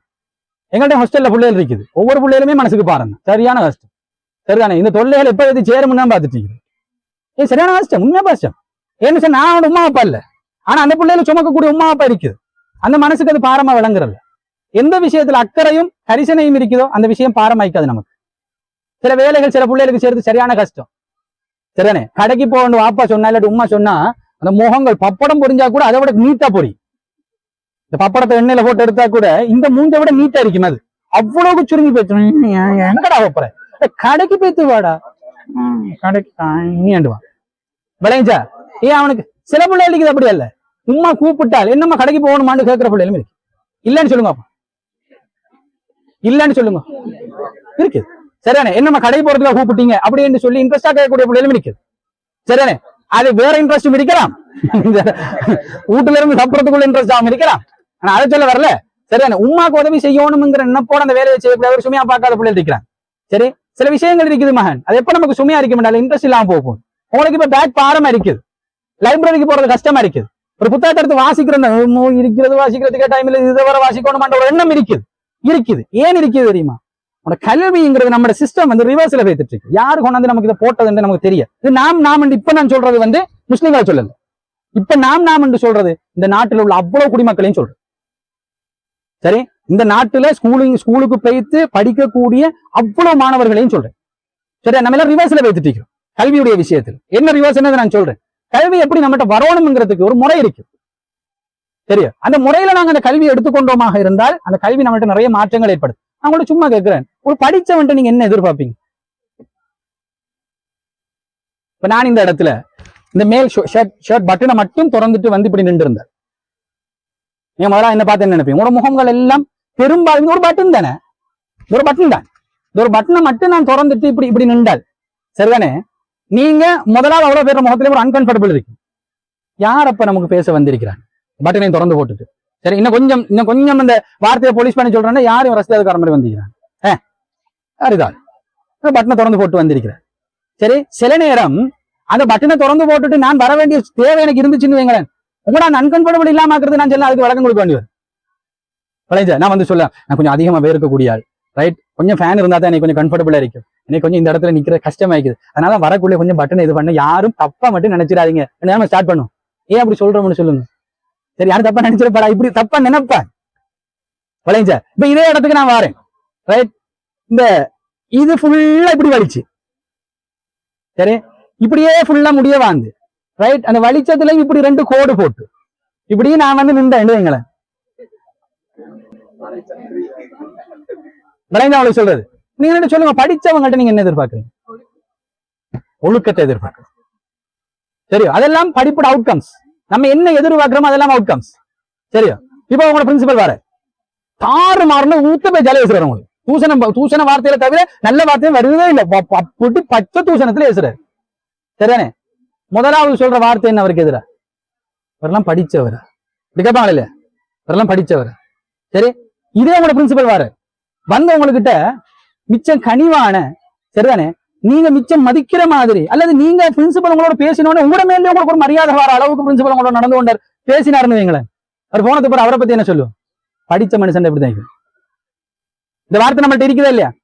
ஒரு பள்ளி வாசல்ல சரி ஒரு மஷூரா ஒன்று எடுபடுது, ஒரு சேர் அல்லது நல்ல படிச்ச ஒருத்தர் டாக்டர் ஒன்று எழும்பி தேவையில்லாம சட்டம் போடுற, அது அணுக தெரியாம அணுகிற, அவர் உட்கார்ந்ததுக்கு அப்புறம் நம்ம என்ன அவருக்கு அட்வைஸ் பண்ணுவோம்? ஒரு படிச்சவன் மாதிரி நடந்துவாங்க வேண்டும். அப்புறம் படிச்சவன் என்ன எதிர்பார்க்கிறோம்? ஒழுக்கத்தை எதிர்பார்க்கிறோம். ஒருத்தன் திமிரா நடக்கிறான், சரி, ஆணவமாக நடக்கிறான், படிச்சவர், அவரை பார்த்து நாங்க படிச்சவர் என்று சொல்லுவோமா, இல்லாட்டி ஆணவமா நடக்கிறவன் படிச்சவனா அப்படின்னு கேட்போம். அப்ப படிப்புல நாங்க வேற என்ன எதிர்பார்க்கிறோம்? பணிவு எதிர்பார்க்கிறோம். நீங்க படிச்சால் ஒழுக்கம் வரணும், நீங்க படிச்சால் பணிவு வரணும். நீங்க எவ்வளவு உயரத்துக்கு போனாலும் அந்த பணிவு இருக்கணும். இன்றைக்கு நீங்க உங்களோட சேரோட எப்படி பேசுறீங்க? சரி, அஸ்ஸலாமு அலைக்கும், உங்களோட குரல் எப்படி இருக்குது, அது எவ்வளவு அழகா நீங்க வச்சிருக்கிறீங்க, அது என்னைக்கும் இருக்கணும். நீங்க படிக்கிறீங்க ஓலவல் பாஸ், ஓலவல் நல்ல ரிசல்ட், சில பிள்ளைங்க பார்க்கலாம், சரி, ஓலவல் நல்ல ரிசல்ட், சரி, ஓலவலுக்கு அந்த பிள்ளை 9 எடுத்துட்டு பாராட்டுறதுக்கான பாராட்டு விழா. இந்த பாடசாலையில வந்து இவ்வளவு காலத்துக்கு இந்த மாதிரி ரிசல்ட் இந்த பிள்ளையும் எடுத்துல சும்மா சரி சார் சொல்லிட்டான்னு வைங்களேன், அவன் வந்து அந்த இடத்துல கர்வமா தான் நிற்பான். அவன பேச்சுல ஒரு வித்தியாசம் இருக்கும் பாருங்க, சரிதானே? ரைட்? சில நேரங்கள்ல அவனோட வார்த்தைகளும் தடமாறும், பிழையான வார்த்தைகள் எல்லாம் வரும். சரி, நான் இப்படியான ஒரு பெரிய அச்சீவ்மெண்ட் நான் எதிர்பார்த்தேன், என்னோட இருந்தவங்க எல்லாம் சும்மா மாடு மேம்பட்டி கூட நான் தான் படிச்சு கொண்டிருந்தேன், சரி, நான் நினைச்சேன் இப்படி எல்லாம் வந்துருவேன் அப்படின்ட்டு. இப்படி ஒருத்தன் பேசினா உடனே நம்ம என்ன சொல்லுவோம்? ஆஹா, படிச்ச அந்த அது வரலையே, விளைஞ்ச பணி விரிக்கணும், அட்வான்ஸ் லெவல் பாஸ் பண்ணிட்டான், சரிதானே, யூனிவர்சிட்டி போயிட்டான், டிகிரி எடுத்துட்டான், மாஸ்டர் செஞ்சுட்டான், அவன் டாக்டரேட் பண்ணிட்டு திரும்பி வந்தாலும் அந்த ஆசிரியர் அதே இடத்துல நிற்பார். அந்த ஆசிரியர் திருப்பி சந்திக்கிற நேரம் அந்த ஆசிரியர் யாரு? சில நேரம் அவர் ஆகக்கூடிய ஒரு பிஎஸ்சி கிராஜுவேட் ஆயிப்பார், ஒரு கிராஜுவேட்டா தான் இருப்பார், அண்டர் கிராஜுவேஷன் முடிச்சவர், ஒரு போஸ்ட் கிராஜுவேட் கூட முடிச்சிக்க மாட்டார், ஒரு மாஸ்டர்ஸ் கூட செஞ்சிக்க மாட்டார் பெரும்பாலும். அந்த மாதிரியான ஒரு இடத்துல இப்ப நீங்க பிஎஸ்சி முடிச்சுட்டு வாரீங்க, இல்ல நீங்க உங்க மெடிசனை முடிச்சுட்டு வாரீங்க, இல்ல நீங்க உங்க கல்வியில உச்சத்தை தொட்டுட்டு வாரீங்க, நீங்க திரும்பி வந்தாலும் ஆசிரியர் அன்றைக்கு அவருக்கு கீழே உங்களோட கல்வி இருக்கிற நேரம் நீங்க பேசினதை விட அவருக்கு மேல போனதுக்கு அப்புறம் இன்னும் பணிவாக பேசுறதுக்கு அந்த கல்வி உங்களுக்கு சொல்லி தந்திக்கணும். அதான் படிப்போட அவுட்கம். நம்மள்ட்ட அது இருக்கிற சமூகத்துல சொல்லுங்க, சும்மா அவங்கள்ட்ட கேட்கிறேன் இல்ல தானே? படிப்புல மேல போக போக கலக்கணமும் சும்மாவே மேல தூக்கப்படுதா இல்லையா? அப்ப நம்ம எங்கேயோ போல விட்டு இருக்கு. அது கல்வி அணுகிற முறையில மட்டுமல்ல, கல்வி கொடுக்குற முறையிலே நம்ம போல விட்டு இருக்கு. சரி, அந்த பிள்ளையை கரெக்ட் பண்றதுக்கு தான் இப்ப நான் அந்த வசனத்தை உங்களுக்கு சொல்லி தரப்போறேன். இந்த வசனத்துக்கு பின்னுக்கு ஒரு வரலாறு இருக்கு, நான் சொல்ல போற வசனம் இருக்குது. இந்த குர்ஆன் வசனத்துக்கு பின்னுக்கு ஒரு பெரிய வரலாறு இருக்கு. ரசூல் ஸல்லல்லாஹு அலைஹி வஸல்லம் அவங்க இபாதத் செய்வாங்க. அந்த இபாதத்துகள் எப்பயுமே நடுநிலையமா தான் இருப்பாங்க, சரியானே? கஷ்டப்படுத்தி கொள்ற மாதிரி இபாதத் ரசூலுல்லாஹ் செய்ய மாட்டாங்க. அப்படி யாராவது செய்யறதை கண்டா கூட ரசூல் ஸல்லல்லாஹு அலைஹி வஸல்லம் சொல்றாங்க, இதுல அல்லாஹ்க்கு எந்த தேவையும் இல்லை, அவர் வர சொல்லுங்க. ஒரு மனிதர் என்ன செய்யறான்னு சொன்னா, கல்லுக்கு மேல ஒரு பெரிய பாறை, ஒரு கருப்பு கல்லுக்கு மேல வேறு நின்று கொண்டே காலையில சுடு. அந்த மனுஷனுக்கு நின்று காலையில 2 கால், ஒரு காலா நான் நிக்கிறேன், அது ஒரு கால நிக்கிறார், இப்படி இப்படி இப்படி மாறி மாறி நிக்கணும். எப்படி சரிதானே? ஆளுக்கு காலை வச்சு கொள்ள சூட்டுல நின்றுட்டு ரசூலுல்லாஹ் பாத்துக்கிட்டே இருக்கிறாங்க, இந்த மனுஷன் என்ன செய்யறாரு, சரிதானே? கொஞ்ச நேரத்துக்கு ரசூலுல்லாஹ் கேட்கறாங்க வந்து, இவர் ஏன் அப்படி நின்று கொண்டு தடமாட்டிக்கிறாரோ, தேவைக்கு பேத்திப்பான்னு நினைச்சாங்க ரசூலுல்லாஹ், நின்று கொண்டு இருக்கிறார். அப்புறம் ரசூலுல்லாஹ்ங்களுக்கு சொல்லப்படுது, யார் ரசூலல்லாஹ், அவருக்கு என்னமோ நடக்கணும், அவர் நேர்ச்சை வச்சிருக்கிறாரு. சரி, என்ன நேர்ச்சை என்று அப்படி பேசி நிற்பேன், நான் வெயில்ல நிற்பேன் என்ன நேர்ச்சை வச்சிருக்கிறார். அவரோட விஷயம் நடந்துட்டு நேர்ச்சியை நிறைவேற்றுறாரு. ரசூலுல்லாஹ் சொன்னாங்க, இதுல இருந்து அல்லாஹ் எந்த தேவையும் இல்லாத வர சொல்லுங்க. அவர் இப்படி எல்லாம் மார்க்கத்துல உங்களுக்கு எதுவுமே சொல்லி தரப்படல. கஷ்டப்படுத்துறதல்ல இஸ்லாம், இலகுவான மார்க்கம். யுரீதுல்லாஹு பிக்குமுல் யுஸ்ர் வலா உரீது பிக்குமுல் உஸ்ர். சரி, அல்லாஹு தஆலா உங்களுக்கு இலகுவத்தான் நாடுகிறான், அல்லாஹ் உங்களுக்கு கஷ்டத்தை நாடல்ல, லேசத்தான் அல்லாஹு தஆலா நினைக்கிறான். எல்லாத்தையும் லேசாக்கித்தான் நமக்கு தந்திருக்கிறோம். நபியை கொண்டாடி நடைமுறைப்படுத்தி காட்டினேன், லேசாக்கி காட்டினேன், எப்படி செய்யலாம்ங்கிற வழிமுறையை காட்டினேன், லேசாக்கி தந்திருக்கு. சரிதானே? ரசூலுல்லாஹ் எந்த இபாதத்தையும் கஷ்டப்படுத்திக் கொள்ள மாட்டாங்க, தானும் கஷ்டப்படுத்த மாட்டாங்க, அடுத்தவங்களையும் கஷ்டப்படுத்த மாட்டாங்க. சரிதானே? இது எல்லாத்தையும் நீங்க செய்யுங்க. இப்படி செய்யுங்க. எந்த அளவுக்குண்டா நம்மள நிறைய நினைக்கிறேன், அந்த இபாதத் செய்யணும், இந்த இபாதத் செய்யணும், அதெல்லாம் செய்யணும், இதெல்லாம் செய்யாம நம்ம சொர்க்கம் போயிடுமா? ரசூலுல்லாஹ் என்ன சொன்னாங்க தெரியுமா? அல்லாஹ் உங்கள்ட்ட எதிர்பார்க்கிறது நீங்க நிறைய செய்யணும்ன்றதே அல்ல, நீங்க செய்யறது கொஞ்சமாக இருந்தாலும் தொடர்ந்து செய்யணும். ஏன்னா நன்றி வெளிப்படும் தொடர்ந்து செய்யறதுனால. இப்ப நான் இவருக்கு ஆர்டர் பண்றேன், இவர் கொஞ்ச நாள் இந்த ஓடுறதை கட்டுப்படுற அதே மாதிரி செய்யற கொஞ்ச நாளை பூரா செய்யறல இவர் சரிதானே. அப்ப அந்த கட்டுப்பாடையும் இவர் இழந்து நன்றியை மறந்து போறார். சரி, அதெல்லாம் விரும்புறல. இப்ப ஒருத்தன் என்ன செய்யறான், சுபோக்கு முன்னாள் 2 ரக்காத்து சுண்ணத்து தொழுகிறான், நல்ல சரிதானே. 2வது நாள் தொழுகிறான், 3வது நாள் தொழுகிறான், 4வது நாள் தொழுகிறான், பெருமதி வழங்கி தொழுகிறான். அல்லாஹ் எதிர்பார்க்கிறேன்னு தெரியுமா, நீ வாழ்நாள் முழுக்க தொழணும்ன்றது சரிதானே. அல்லாஹ் ஒன்று எதிர்பார்க்கல, நீ எல்லாமும் சுண்ணத்து, நீ எல்லா பின் சுண்ணத்து எல்லாத்தையும் தொழணும், அதையும் தொழணும், அந்த நோம்பு முடிக்கணும், இந்த இதையும் செய்யணும், அதையும் செய்யறதை நீ கொஞ்சமா செய்ய போற, செலக்ட் பண்ணிக்கோ வாழ்க்கையில். இது இது இது இது செலக்ட் பண்ணிக்கோ, அதை தொடர்ந்து செய். இந்த பாதியில ஒரு வேலை செய்யப்படாது. இதெல்லாம் நம்மகிட்ட எதிர்பார்க்கறது. ரசூலுல்லாஹ் அப்படித்தான் நமக்கு இஸ்லாம் சொல்லி தந்தாங்க. ரசூல் ஸல்லல்லாஹு அலைஹி வஸல்லம் அவங்க இதுக்கு மாத்தமாக ஒரு நாள் நடந்து கொண்டாங்க. எதுக்கு மாத்தமா, இந்த சம்பவத்துக்கு மாத்தமா. ரசூல் ஸல்லல்லாஹு அலைஹி வஸல்லம் அவங்க இந்த மாதிரியான நடைமுறைக்கு மாத்தமா. ரசூல் ஸல்லல்லாஹு அலைஹி வஸல்லம் அவங்க ஒரு நாளும் இரவு முழுக்க நின்று தொழ மாட்டாங்க. தஹஜ்ஜத் தொழுறதுக்குதே இரவு வணக்கம், இந்த இரவு தொழுகையை இரவு முழுக்க நின்று தொழ மாட்டாங்க. அப்படி நின்று தொழுகிற இருந்தால் ரமலான கடைசி 10 ஆயிக்கும். சரி, ரமலான கடைசி 10 தவிர ரசூல் ஸல்லல்லாஹு அலைஹி வஸல்லம் அவங்க இரவு அப்படி முழு இரவையும் ஹயாத்தாக்க மாட்டாங்க. ரசூலுல்லாஹ் சொல்லுவாங்க, நான் தூங்கவும் செய்றேன், நான் தொழவும் செய்றேன், என்னுடைய வழிமுறை யார் பின்பற்றவில்லை ஃபலைசமின், அவர் என்ன சார்ந்தவர் அல்லன்றுவாங்க. சரிதானே, தூங்கவும் வேணும் தொழவும் வேணும். தூங்குங்க முதலாவது, அதுக்கு பின்னால் எழும்பி தொழுங்க. அப்படி தொழுகிறதுக்குரிய நேரம் ஒன்று இருக்குது, அந்த நேரத்துல எழும்பி தொழுங்கன்னா ரசூலுல்லாஹ் ஒரு நாள் என்ன செய்யறாங்கன்னா ரசூலுல்லாஹ் ஆயிஷா நாயிட வீட்டுக்கு வராங்க. ஆயிஷா நாயிட வீட்டுக்கு வந்து ஆயிஷா நாயிட்ட ஒரு அனுமதி கேட்கிறாங்க. என்ன அனுமதி? ஆயிஷா, எனக்கு இன்றைக்கு தொழணும் போல இருக்குது, மலமைக்கு மாற்றம் இதை, ஏன்னா ரமலான் மாதமும் அல்ல, ரமலான் மாதம் பெர்மிஷன் கேட்க மாட்டாங்க சரிதானே, ஏன்னா அல்லாஹ் அதை அமைச்சிட்டான் அப்படி, அதனால பெர்மிஷன் கேட்க தேவை. தஹஜ்ஜத்துக்கு தொழுறதுக்கு பெர்மிஷன் கேட்கணுமா, அதுவும் கேட்க தேவையில்லை. அப்ப மனைவி கிட்ட பெர்மிஷன் கேட்டாங்க ரசூலுல்லாஹ், அந்த இரவு முழுக்க தொழுகிறதுக்காக வேண்டும். சரி, ஏன்னா ஒரு நேரத்துல ரசூல் ஸல்லல்லாஹு அலைஹி வஸல்லம் அவங்களுக்கு அந்த காலத்துல 9 மனைவிமார் இருந்தாங்க. அந்த 9 மனைவிமாருக்கு ஒரு நாளைக்கு ஒரு வீடு படி போவாங்க. இப்ப நீங்க கணக்கு போட்டு பாருங்க, அடுத்த மனைவி முதலாவது ஒரு மனைவி வீட்டுக்கு போய் அந்த மனைவி வீட்டுக்கு திரும்பி பார்த்து எத்தனை நாள் போகும்? 9 நாள் கடந்து அடுத்த 9வது நாள் தான் திருப்பி இந்த மனைவி வீட்டுக்கு வரப்போறாங்க. 8 நாள் கடந்து 9வது நாள் தான் அந்த வீட்டுக்கு வரப்போறாங்க. அப்ப ரசூல் ஸல்லல்லாஹு அலைஹி வஸல்லம் அவங்க அந்த ஒவ்வொரு வீட்டுக்கு போன அவங்களுக்குரிய ஹக்க சரியா செய்ய, அந்த வீட்டு வேலைகள், அவங்களுக்கு செய்ய வேண்டிய உரிமைகள் எல்லாம் நிறைய பேர் வயசாளிகள், வயது முதிர்ந்தவங்க, அந்த வேலையை கூட செஞ்சு கொள்ள இல்லாத மனைவிமார் இருந்தாங்க. அவங்களுக்கு எல்லாம் உதவி செய்யற, அவங்களுக்குரிய பராமரிப்பு, அந்த பணிவிடைகள் இதெல்லாம் செய்வாங்க, சரியா செய்வாங்க. அப்ப ஒரு நாள் கூட ஒரு மனைவி கூட அந்த இரவை விட்டு கொடுக்க மாட்டான். வளைஞ்சா அதை விட்டு கொடுக்கறதுக்கு கொஞ்சமாவது ஒரு வயசு பக்குவத்தில் இருக்கிறான்னு சொல்லிச்சுன்னா, சின்ன வயசுல ஆயிஷா நாய் இருக்கிறான், ஆயிஷா நாயிட்ட போயிட்டு கேட்கலாம். அந்த இரவு வருகிறது, ஆயிஷா நாயை போயிட்டு ரசூல் ஸல்லல்லாஹு அலைஹி வஸல்லம் கேட்கறாங்க, இன்றைக்கு இரவு முழுக்க நான் தொழணும், எனக்கு நீங்க அனுமதி தாரீங்களா? ரசூல் ஸல்லல்லாஹு ஆயிஷா நாய் சொல்றாங்க, யா ரசூலல்லாஹ், நீங்க இந்த இரவுல என்னோட இருக்கிற எனக்கு விருப்பம், அதை விட நான் அதிகமாக விரும்புறேன் நீங்க அல்லாஹ்வை வணங்குறது, நீங்க தொழுங்க யா ரசூலுல்லாஹ்ன்ற சொல்லிட்டு ஆயிஷா நாய் படுத்துட்டான். சரியா, இரவுட நடுப்பகுதி வருது, ரசூலுல்லாஹ் தொழுதுட்டு இருக்கிறாங்க, இரவுட நடுப்பகுதி வருது. யாரோ விம்மி விம்மி விம்மி விக்கல் வந்து அழுவாங்க, ஏங்கி ஏங்கி அழுவுறது, ஏங்கி ஏங்கி அழுவுற சத்தம் ஒன்று ஆயிஷா நாய் கேட்குது, முழிப்பு வருது. ஆயிஷா நாய் முழிச்சு பார்த்தால் ரசூல் ஸல்லல்லாஹு அலைஹி வஸல்லம் அவங்கட காலை காண்றாங்க, கால் அப்படியே வீங்கி போயிடுச்சு, வெடிச்சிருமோன்னு நினைக்கிற அளவுக்கு வீங்கி அவ்வளவு நேரம் நின்றுக்கிறாங்க, கண்ணால கண்ணீர் வருது. ரசூலுல்லாஹ் ஏங்கி அழுகுறாங்க. ரைட், அவங்க ஆயிஷா நாயோட கணவனுங்கிறதையும் தாண்டி ஆயிஷா நாய் இந்த உலகத்துக்கு அருள்கொடை, யார சொல்லலாம் கூப்பிடுவாங்க, உசுரை விட மதிச்சாங்க. ரைட், ரசூல் ஸல்லல்லாஹு அலைஹி வஸல்லம் அவ்வளவு நேசிச்சாங்க. அப்படி உங்களை வாப்பா அழுவ பிடிக்கும் உங்களுக்கு, சும்மா யோசிப்பாங்க, வாப்பா ஒரு இடத்துல நின்று கொண்டு வேங்கி ஏங்கி அழுகுறாண்டா எவ்வளவு மனவருத்தமாக்கி, எவ்வளவு பதறும் மனசு, வாப்பா எனக்கு இப்படி அழுகுறாரு. ரசூலுல்லாஹ் அழுகுறா, அந்த சமூகத்துக்கு அதை ஏற்றுக்கொள்ளவே இல்லை. ஆயிஷா நாய்க்கு பதறுது, ஆனா தொழுகிட்டிருக்கிறாங்க, நிப்பாட்டி ஒன்னும் செய்யவும் இல்லை. அந்த பதற தாங்க இல்லாம பிலால்னு கூப்பிடுறாங்க, யாரும் கூப்பிடணுமே, ஒருத்தரும் இல்ல, பள்ளி வேடியில தூங்கி கிடக்கிறது யாரு? பிலால்னு கூப்பிடுறாங்க. பிலால் ஓடி வராங்க, வந்து கேட்கிறாங்க, என்ன உம்மஹத்துல் முஃமினீன், முஃமின்களுடைய தாய் என்னன்னு கேட்கிறாங்க. ரசூல் ஸல்லல்லாஹு அலைஹி வஸல்லம் அவங்கள பாருங்க எப்படி தொழுதுட்டு இருக்கிறாங்க, ஏன் இப்படி செய்யறாங்க, அவங்களுக்கு மன வருத்தம் தாங்கலாம். அப்ப பிலால் எல்லாம் போய் பார்த்தால் அப்படிதான் தொழுதுட்டு இருக்கிறாங்க, கண்ணெல்லாம் கண்ணீர், தாடி எல்லாம் நனைஞ்சு, நெஞ்செல்லாம் அந்த தண்ணி ஓடிக்கிட்டு இருக்குது, இவ்வளவு அழுகுறாங்க, விம்மி விம்மி விம்மி விம்மி அழுகுறாங்க. அப்ப தொழுது முடிக்கட்டு மட்டும் 2 பேரும் வெயிட் பண்ணி பார்த்துட்டு இருந்து ரசூல் ஸல்லல்லாஹு அலைஹி வஸல்லம் தொழுது முடிச்சோன்னு பிலால் எல்லாம் கேட்கிறாங்க, அல்லாஹ்வுடைய தூதரே, அல்லாஹ் கூட முன் பாவங்களை மன்னிச்சுட்டான், பின் பாவங்களையும் மன்னிச்சுட்டான், நீங்க ஏற்கனவே செஞ்ச பாவங்கள் ஏதாவது அதையும் மன்னிச்சுட்டான், இதுக்கு பிறகு நீங்க ஒரு பாவத்தை செய்ய போறீங்க அதையும் எல்லாம் மன்னிச்சுட்டான், நீங்க 2யுமே மன்னிக்கப்பட்ட ஒரு அருட்கொடை. சரிதானே, ஏன் யா ரசூலுல்லாஹ் நீங்க இப்படி தொழணும், காலெல்லாம் வீங்கிற அளவுக்கு இவ்வளவு விம்மி நீங்க ஆளணும், ஏன் நீங்க தொழணும் என்று சொல்லி. அப்ப ரசூல் ஸல்லல்லாஹு அலைஹி வஸல்லம் அவங்க சொல்றாங்க, அஃபலா அகுன் அப்தன் ஷக்கூரா, நான் ஒரு நன்றியுள்ள அடிமையாக இருக்க கூடாதா அப்படின்னு கேட்கிறாங்க. அல்லாஹ்வுக்கு நான் ஒரு நன்றி, எவ்வளவு தந்திருக்கிறான் ரப்பு, ஒரு அழகான ஒரு வாழ்க்கையை தந்திருக்கிறான், எப்படி எல்லாம் நான் இந்த உலகத்துல வாழ்ந்துட்டு இருக்கிறேன், நான் அல்லாஹ்வுக்கு நன்றியாக இருக்க கூடாதா அப்படின்னு ஒரு வார்த்தையை சொல்லிட்டு ரசூலுல்லாஹ் இப்பதான் பாயிண்ட்டுக்கு வராங்க. ரசூல் ஸல்லல்லாஹு அலைஹி வஸல்லம் சொல்றாங்க, இன்று இரவு எனக்கு ஒரு குர்ஆன் வசனம் இறங்கிச்சு. அந்த முழு இரவும் ரசூலுல்லாஹ்ங்களை தொலை வச்சது எந்த வசனம்? அந்த வசனம். இந்த இரவு எனக்கு ஒரு குர்ஆன் வசனம் இறங்கிச்சு, அந்த வசனத்தை யாரு படித்து ஓதி சிந்திக்கவில்லையோ அவர்கள் அழிந்தார்கள், நாசமாகி விட்டார்கள். என்ன வசனம்? அந்த வசனத்தை ரசூல் ஸல்லல்லாஹு அலைஹி வஸல்லம் அவங்க அண்டைக்கு பிறகு எப்ப தஹஜ்ஜத்துக்கு எழும்பினாலும் அந்த வசனத்தையும் அந்த வசனத்தோட உள்ள மீதி 10 வசனம் அந்த அந்த சூரா முடியும் வரைக்கும் உள்ள அவ்வளோத்தையும் ஓதி முடிச்சுட்டு தான் தொழுவுறதுக்கே தொடங்குவாங்க. என்ன வசனம்? சூரா ஆல இம்ரான் 3வது அத்தியாயம் 190வது வசனம் ரசூலுல்லாஹ்ங்களுக்கு இறங்குது. அல்லாஹ் என்ன சொல்றான்?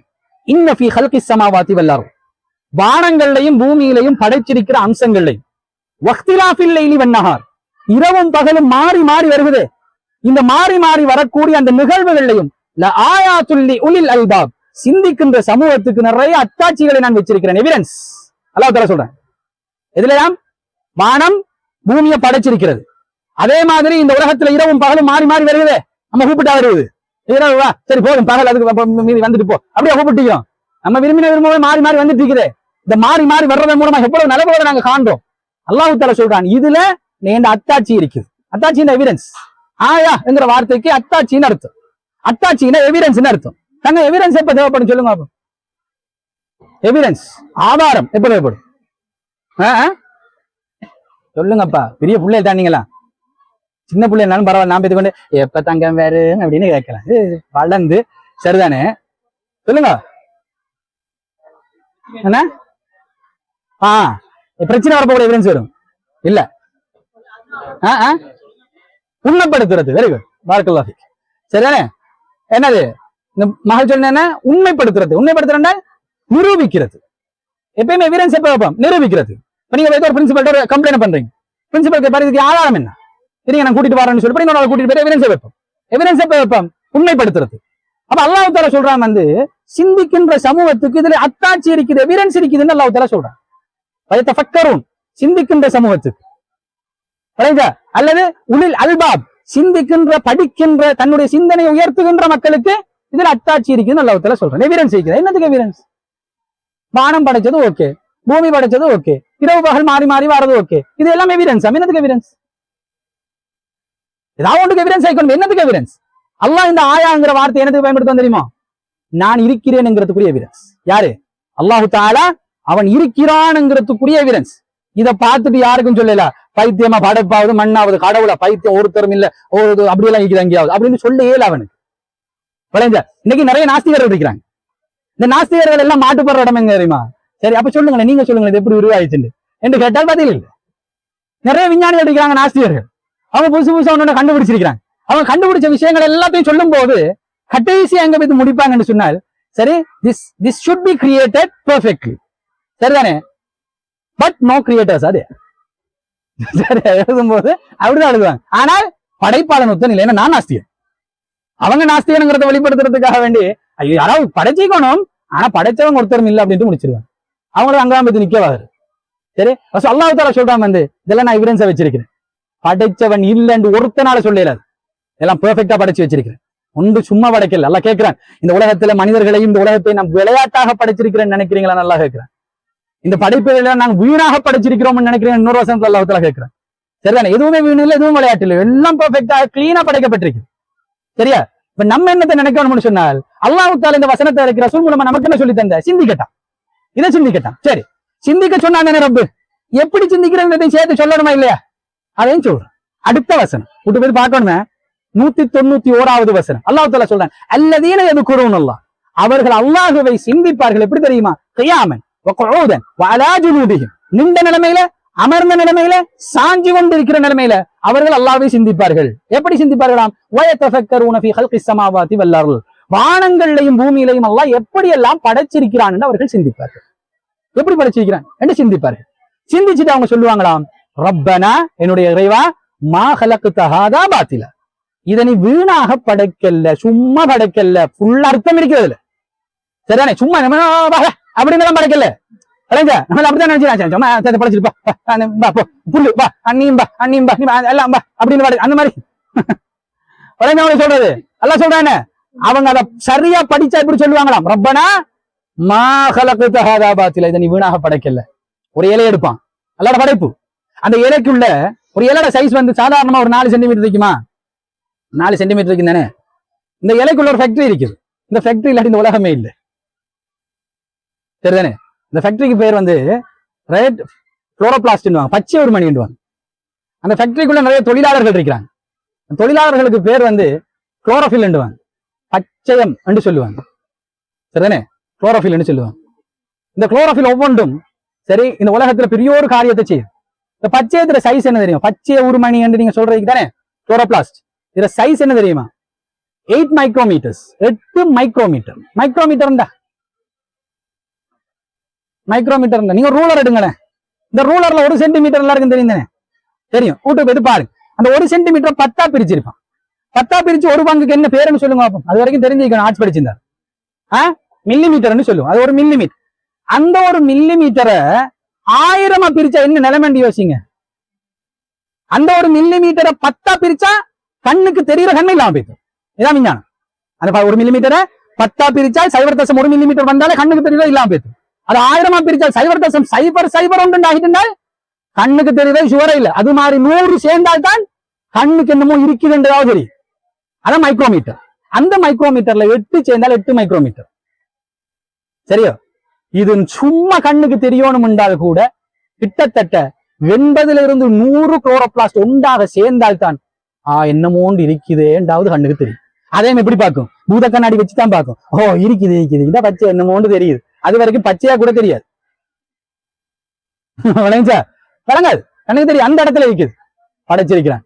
அதுக்குள்ள பேய்த்து விஞ்ஞானிகள் இன்றைக்கு அந்த ஃபேக்டரியை பார்த்துட்டு சுப்ஹானல்லாஹ், அதுக்குள்ள ஆயிரக்கணக்கான தொழிலாளிகள் பிள்ளைகள், அதுக்குள்ள இருக்கிற ஒவ்வொரு குளோரோஃபிலும் ஆயிரக்கணக்கான குளோரோஃபில்ஸ் இருக்குது, லட்சக்கணக்கான குளோரோஃபில்ஸ் இருக்குது.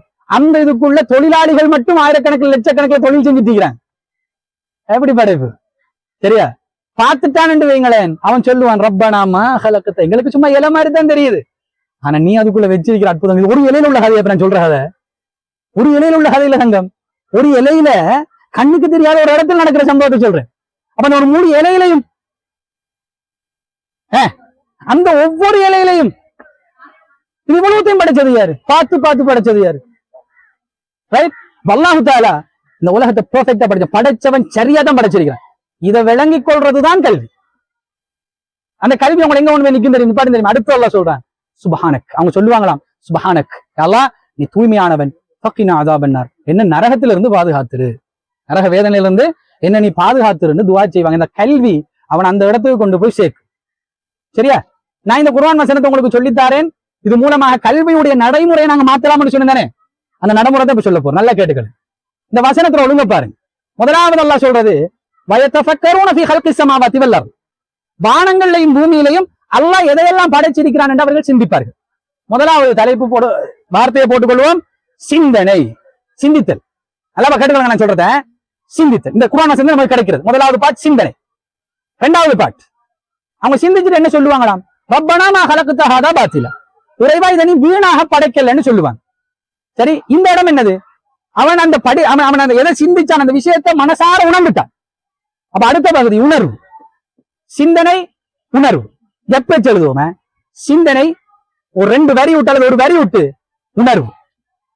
ஒரு மனுஷன் சிந்திக்கணும் என்றால் அதுக்கு முதல்ல அவன்கிட்ட வர வேண்டிய ஒரு விஷயம் இருக்கு. என்ன விஷயம்? இப்ப இந்த இலையை பத்தி ஒருத்தன் சிந்திக்கணும். அதுக்கு என்ன செய்யணும்? முதல்ல இலையை பார்க்கணுமா? இலையே பார்க்கல, என்னப்பா சிந்திச்சுட்டீங்கிறாய்? இலையை பத்தி சிந்திச்சுட்டு கடைசி எப்ப இலையை பார்த்தேன்? நான் இலையண்டா பார்க்கல, ஆனா இலையை பத்தி சிந்திச்சுட்டு. வாழ்க்கையில காணாத பத்தி சிந்திக்கலுமே யாரால ஏலா? சரிதானே? அப்ப சிந்திக்கணும். முதலாவது அவதானமிக்கணும், அப்சர்வேஷன். சிந்தனைக்கு மேல வர வேண்டியது அவதானம், அப்சர்வேஷன். அவதானிக்கணும், சிந்திக்கணும். அதுக்கு அடுத்தது அந்த சிந்தனை உங்கள்கிட்ட வந்து நிறைய டவுட்களை உருவாக்கும். ஏன் இது இப்படி இருக்குது? ஏன் இப்படி ஆகிக்கப்படாது? ஏன் இந்த மாதிரி இருந்திருக்கணும்? சரிதானே? இது அமைப்பு ஏன் இப்படி இருக்குது? நீங்க ஒரு இலையை பிச்சை எடுக்கிறீங்க பாருங்க. ஒரு இலையை பிச்சை எடுக்கிறீங்க. இந்த இலைக்கு ஒரு காம்பு இருக்குது. இந்த இலையில இருந்து நடுவில் ஒரு நரம்பு போகுது. இதுல இருந்து இது பிரியுது. நீங்க இது அப்படியே சூரிய வெளிச்சத்தை இப்படி தூக்கி பாத்தீங்கன்னா அந்த பிரிகிறது கூட எவ்வளவு பிரியுதுங்கிறத உங்களுக்கு பார்க்கலாம். அவ்வளவு பிரியுது. ஏன் இது இப்படி வருது? ஏன் இப்படி கிளவுடுது? ஏன் இது பிரியுது? பிரிஞ்சு என்னத்தை செய்யுது? இது எல்லாத்தையும் உட்கார்ந்து நீங்க சிந்திக்கிறீங்க. இதுக்கு பதில் நிறைய பேருக்கு தெரிய. இப்ப நீங்க என்ன செய்ய போறீங்க? இதுக்கு பதில் எங்க கிடைக்கும்? சில நேரம் இந்த கேள்வியை மனசுல போட்டுக்கொண்டு உட்கார்ந்து இருப்பீங்க. உங்களோட சயின்ஸ் டீச்சர் வருவா வந்து சொல்லுவா, ஒளித்தொகுப்பு செய்யறதுக்கு தண்ணி தேவை. வேர்ல இருந்து வரக்கூடிய தண்ணி தண்டால ஏறி இலையில இந்த காம்புக்குள்ளால வந்து இப்படியே வார நேரத்துல இலையில ஒவ்வொரு பகுதிகளுக்கும் இப்படி பிரிஞ்சு போய் அந்த இடத்துல இருந்து ஒவ்வொரு பகுதிகளுக்கும் இன்னும் பிரிஞ்சு இலையில இருக்கக்கூடிய ஒவ்வொரு கலங்களுக்கும் அந்த தண்ணியுடைய சப்ளை போய் சேருது என்று சொன்னதுக்கு பிறகு அப்படியா சங்கதி விஷயம் கலாஸ் சொல்ல வராங்களா விஷயம் முடிஞ்சு என்ன நீங்க என்ன உங்களோட மனசுல என்ன இருந்துச்சோ அது இப்ப கிடைச்சிச்சு சரி நீங்க சிந்திச்சீங்க உங்களுக்கு வழி தேவைப்பட்டு என்ன படி தேவைப்பட்டு விட தெரியாம இருந்துச்சு இப்ப விட கிடைச்சிச்சு சரியா இதுல நீங்க ஃபர்தர் கேட்கலாம் இன்னும் கேட்கலாம் சரி இன்னும் கொஞ்சம் கேட்க போறீங்களா ஏன் மிஸ் அந்த தண்ணி போகணும் ஒளித்தோப்பு சேர்த்து ஒளித்தோப்பா அப்படின்னா சரியானே ஒளித்தோப்பை சொல்லித்தரேன் அங்க வரைக்கும் நடக்கிறதுக்கு இது தேவையே சரி இவன் கொப்பியில் எழுத தேவையும் இல்லை சரியானே எக்ஸாமுக்கு முன்னால மனப்பாடம் பண்ணினதை ஒப்புவிக்க வேண்டிய தேவையும் இல்லை இவன் பயம் இல்லாம எக்ஸாமுக்கு போவான் சரிதானே இவன் ஆன்சர் எல்லாம் பெர்ஃபெக்டா இருக்கும் ஏன் இவன் மனசுல இருக்குது அதுக்குரிய ஆன்சர் சரியோ இதுதான் கல்வி இதுக்கு சொல்றது தலபல் கல்விய தேடி கற்றல் சரி தாலிபுல் இல்ம்னா கல்வியை தேடக்கூடியவன் என்ன அர்த்தம் சரி கல்வியை தேடி கற்றல் நீங்க யாரும் கல்வியை தேடி கற்கல கல்விதான் உங்களோட தேடி வருது அதால கற்கிறல்ல கல்வி எத்தனை பேர் தேடி கற்றீங்க தேடி கற்ற ஒரு கல்வியை சொல்லுங்க அப்ப எனக்கு போரிங்கா இருந்துச்சுன்னு எனக்கு அது விருப்பம் இல்லாம இருந்துச்சுன்னு சொல்லி எதுவும் இல்ல நீங்க எப்படி படிக்கிறீங்க தெரியுமோ டீச்சர் இலைய அவதான் தூக்கிட்டு வா சரியோ இலைய தூக்கிட்டு வந்து அவ சொல்றா வந்து இல்ல இலைய தூக்கிட்டு வரோம் இல்ல சில டீச்சர் இலைய தூக்கிட்டு வரோம் இல்ல புத்தகத்தை தூக்கிட்டு வர தூக்கிட்டு வந்து உங்களுக்கு தெரியுமா இலையில நடுவால ஒரு காம்பவுண்ட் ஓடும் சரிதானே அதுக்குள்ளால வர தண்ணீர் ஒளித்தொகுப்புக்கு தேவையான தண்ணீர் அந்த காம்பால் வந்து அதனுடைய பக்க நரம்புகள் மூலமாக இலையின் மற்ற பகுதிகளுக்கு சென்று அதிலிருந்து மேலதிகமாக உள்ள அந்த நரம்புகளின் ஊடாக அது வெளியேறி அந்த உரியத்தின் காலின் ஊடாக அதனுடைய பயணத்தை மேற்கொண்டு சரிதானே வேலிக்காட் புடைக்கல வளையம் கடற்பஞ்சு புடைக்கல வளையம் ஆகிய விடயங்களிலே இருக்கக்கூடிய அந்த பச்சை ஒரு மணியை நோக்கி சென்று ஒளித்தோப்பை செய்து முடிக்கின்றது நம்மள இப்படிதான் உட்காந்து பார்த்துட்டு அவனுக்கு வாய்ப்புல கொச்சு போனாலும் தெரியும் எப்படி